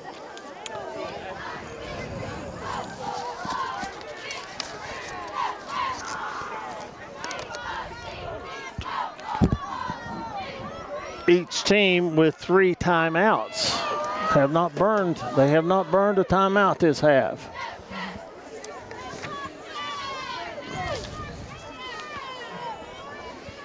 Pike Central slow getting the play in. I'm looking for the 10-second. Need to be ready in 10 seconds. There it is, but they get the snap off. Adams takes it, breaks through, gets the first down. Inside the 30, did the ball come loose? And the official on this side is saying that he was down, and that is going to really make the Pike Central fans happy, and it will make the Betsy Layne fans unhappy, and a penalty flag has been tossed on Betsy Layne's sideline. That'll be 15 more added to this. Is that the second one on them? Coach Gerald all the way out. Better be careful. Yeah, these officials are going to get together. I thought his forward progress was stopped, to be honest with you, and the ball came out. No question, Betsy Layne made the recovery. Officials getting together on this. I think they're going to go over to see where it's. I don't think they're going to call New York to get a replay. Well, the guy that was closest to the play was the referee on the Betsy Layne side. The calling the runner down was from across the field. I wouldn't be surprised if they don't give Betsy Layne the ball 15 yards after they mark the penalty. This is taking too long. We'll see what they say. He's going to be down. Uh-oh. Coach Gerald, I'll tell you, he is livid right there, and he's wanting an explanation.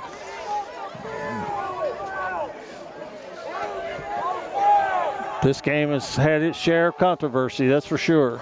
3:53 remaining, 41-38. 3-point lead for Betsy Layne, Pike Central driving. They have not led in this game. And Coach Gerald still at the hash marks talking to the officials. I don't know how many personal fouls penalties we've had in this game. Well, I mean, how much discussion do you need on this? Yeah, it's either he's down or he's not. Make the call and let's go. I agree with you. Taking way too long to decide this. I think that Phillip infuriates coaches even more. I think they're going to give Betsy Layne the ball.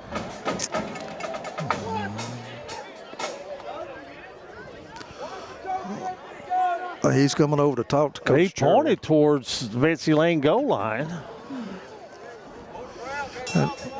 And they're going to say, I think they're trying to explain to Coach Gerald, that forward progress was stopped, and then the penalty be marked off against Betsy Layne for personal foul. That would be the other. It should be going the other direction for the personal foul. Yeah, it should move toward Pike Central's goal line. They're bringing the ball is back at the original line of scrimmage. If they knew how cold Ronnie Paul was, they would make a decision, wouldn't they? The only thing that they're possibly talking about, and it's not going to be correct, is an inadvertent whistle.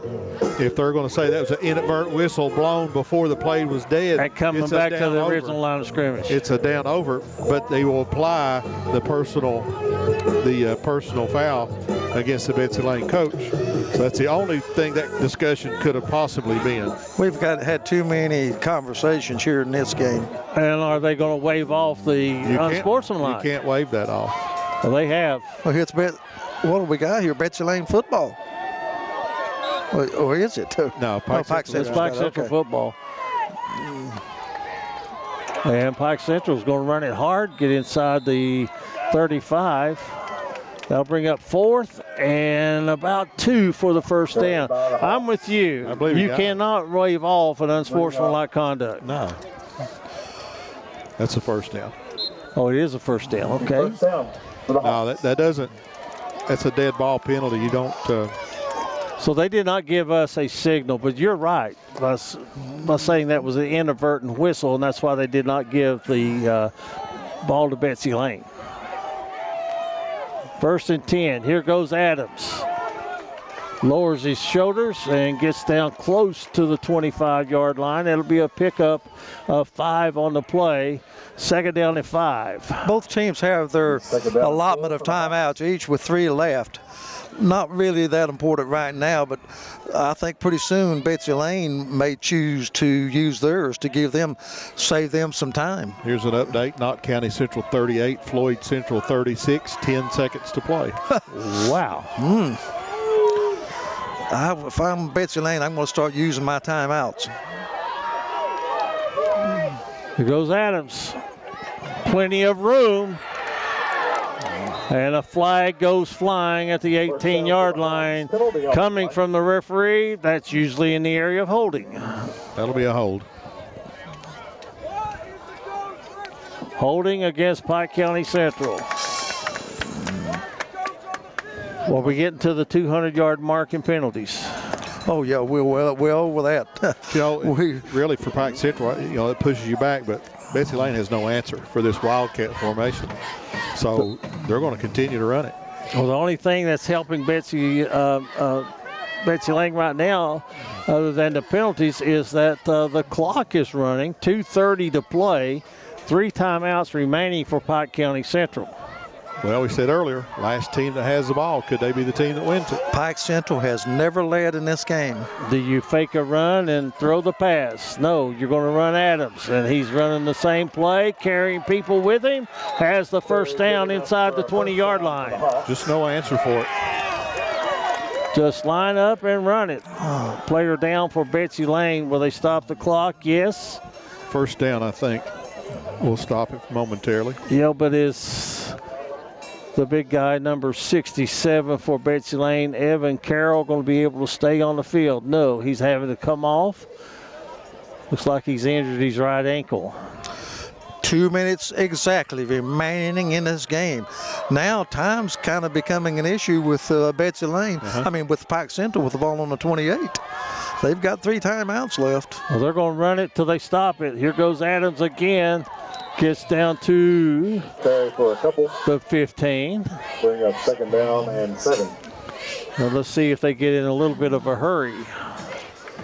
I don't think so, because Hicks is coming all the way to the hash marks to get the play, or is he going to be a wideout? He's going to be a wideout. No, I think he is getting the play. They're going to use every bit of this clock, aren't they? They've got timeouts, all 3, right? Ball's on the 28-yard line. Yeah, they've got 3 timeouts. Both teams do. I guess Coach Grizzle says, Betsy Layne, we're not going to let you get it back. Either we're going to score or there's not going to be any time left.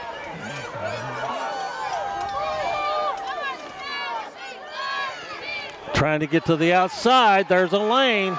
Turn the corner. No. Good defensive tackle inside the 10-yard line.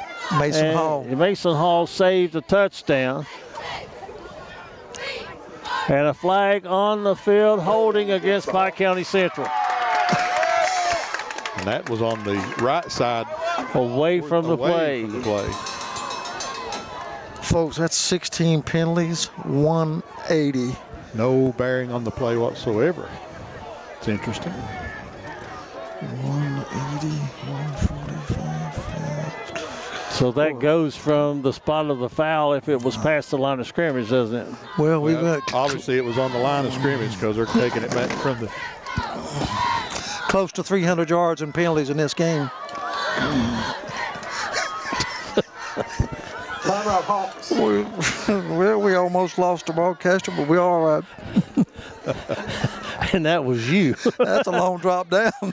Pike Central want to talk about it. We'll keep it right here. 1 minute, 11 seconds remaining, 41-38. Another holding penalty against Pike County Central. Pike Central with 2 timeouts left. They trail 41-38. But one thing about it, there's no question that they can throw the ball. I mean, Higgs, he's got an arm. Well, we've seen the screen pass 3 times for Pike Central guys, and 2 of those 3 times it came after a timeout. So is this the time that you set up the screen pass here, coming out of the timeout? I agree. I think so too. They've not shown any ability, and I don't.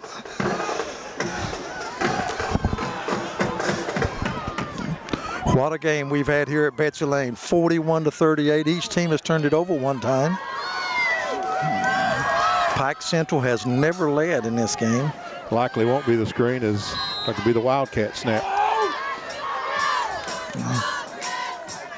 There it is. They're going to throw it. The left-hander heaves it, and just not enough as he was hit. 3rd down and 16. Adams was hit as he released the ball. Didn't care much for that call there, not because it was unsuccessful. It never came close to being. They didn't fool anyone. A great coverage by the secondary of Betsy Layne, but now here comes the screen. 3rd and 16. Ball on the 25-yard line.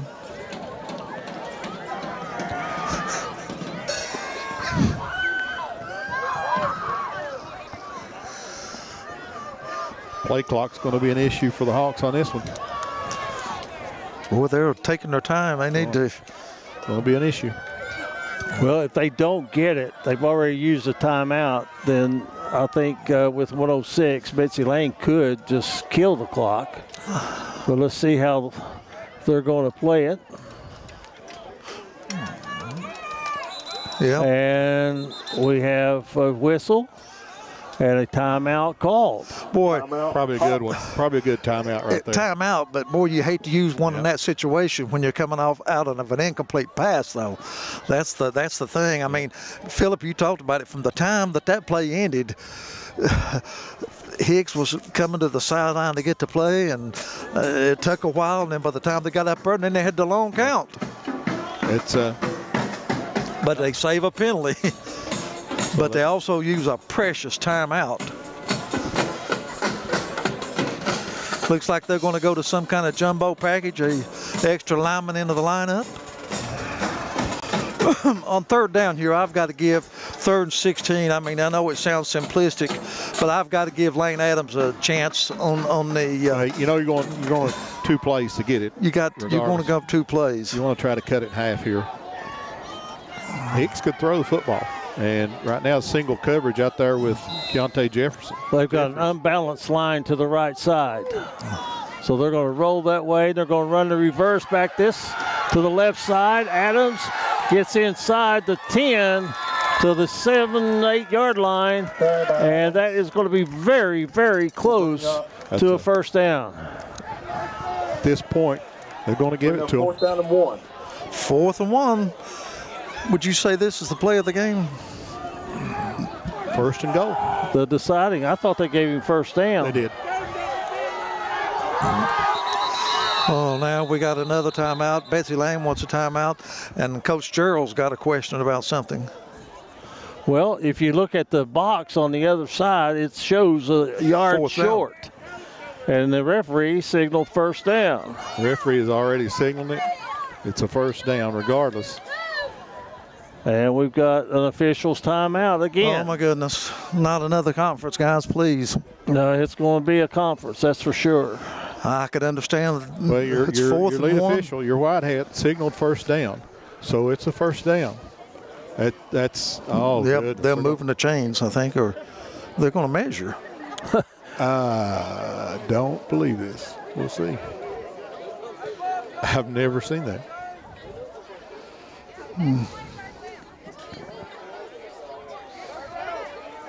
Look here. 4th down by 6 inches. I like Adams' chance of picking this up. Things are going to work out if they can score, just like Coach Grizzle would have ordered. Inside a minute left, 47 seconds, 4th and 1. The one thing, if you're a little leery of, you can't. If you're Pike Central, you can't have a penalty. No. You can't have a motion. You can't have a hold. You've used your last timeout also. So if you don't get in the end zone, you got to get back to the line. You got to get a couple plays in. You got to run some stuff here. Timeout charged to Betsy Layne.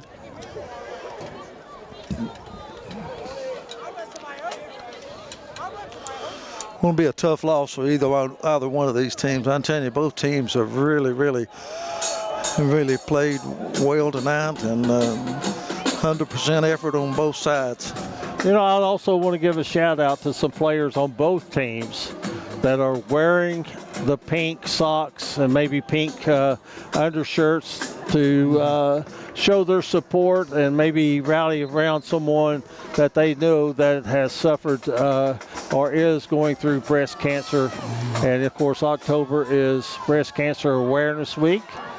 And they're going to go with an unbalanced line again to the right side, which means they have 2 tackles and a guard to that right side. And they're going to hand it, and that's going to be close. Adams got tagged, and it's inside the 8-yard line. And I think the referee is wanting the ball to put it down. He's got the spot.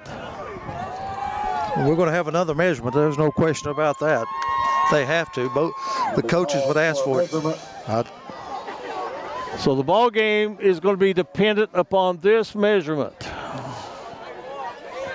Great job by the interior of that defensive line by Betsy Layne.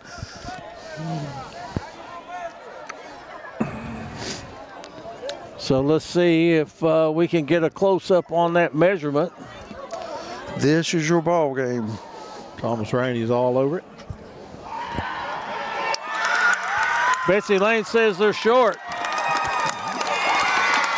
Bobcats with the ball, turnover on down.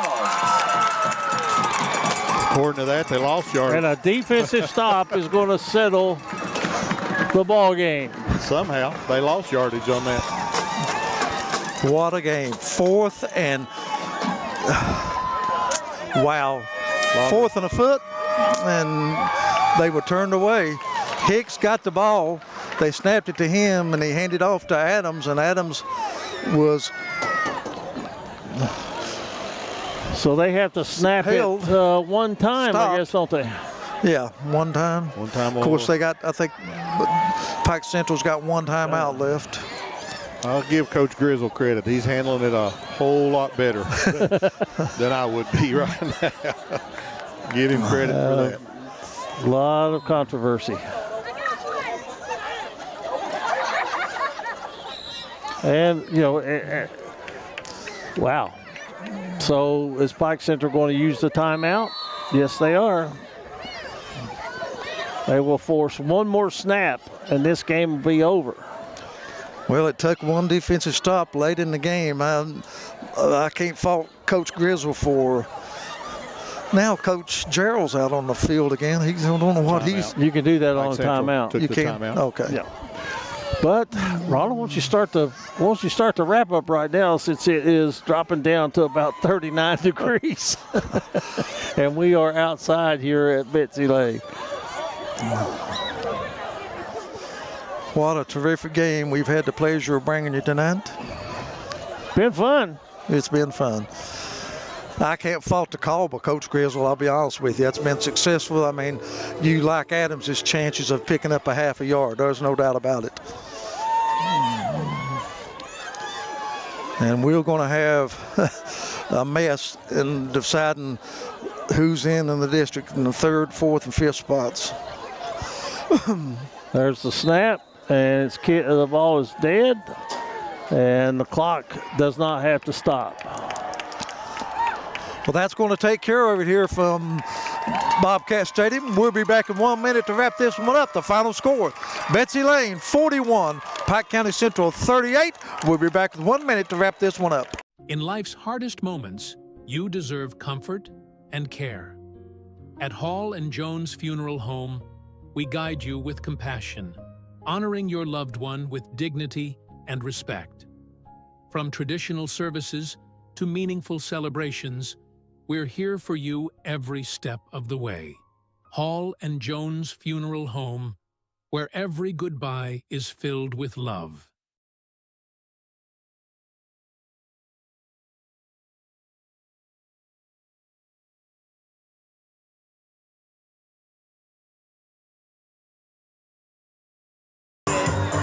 Welcome back, everyone. You've been listening to the play-by-play on the Appalachia Prep Sports Network. 41-38. A quick recap of the scoring real quick.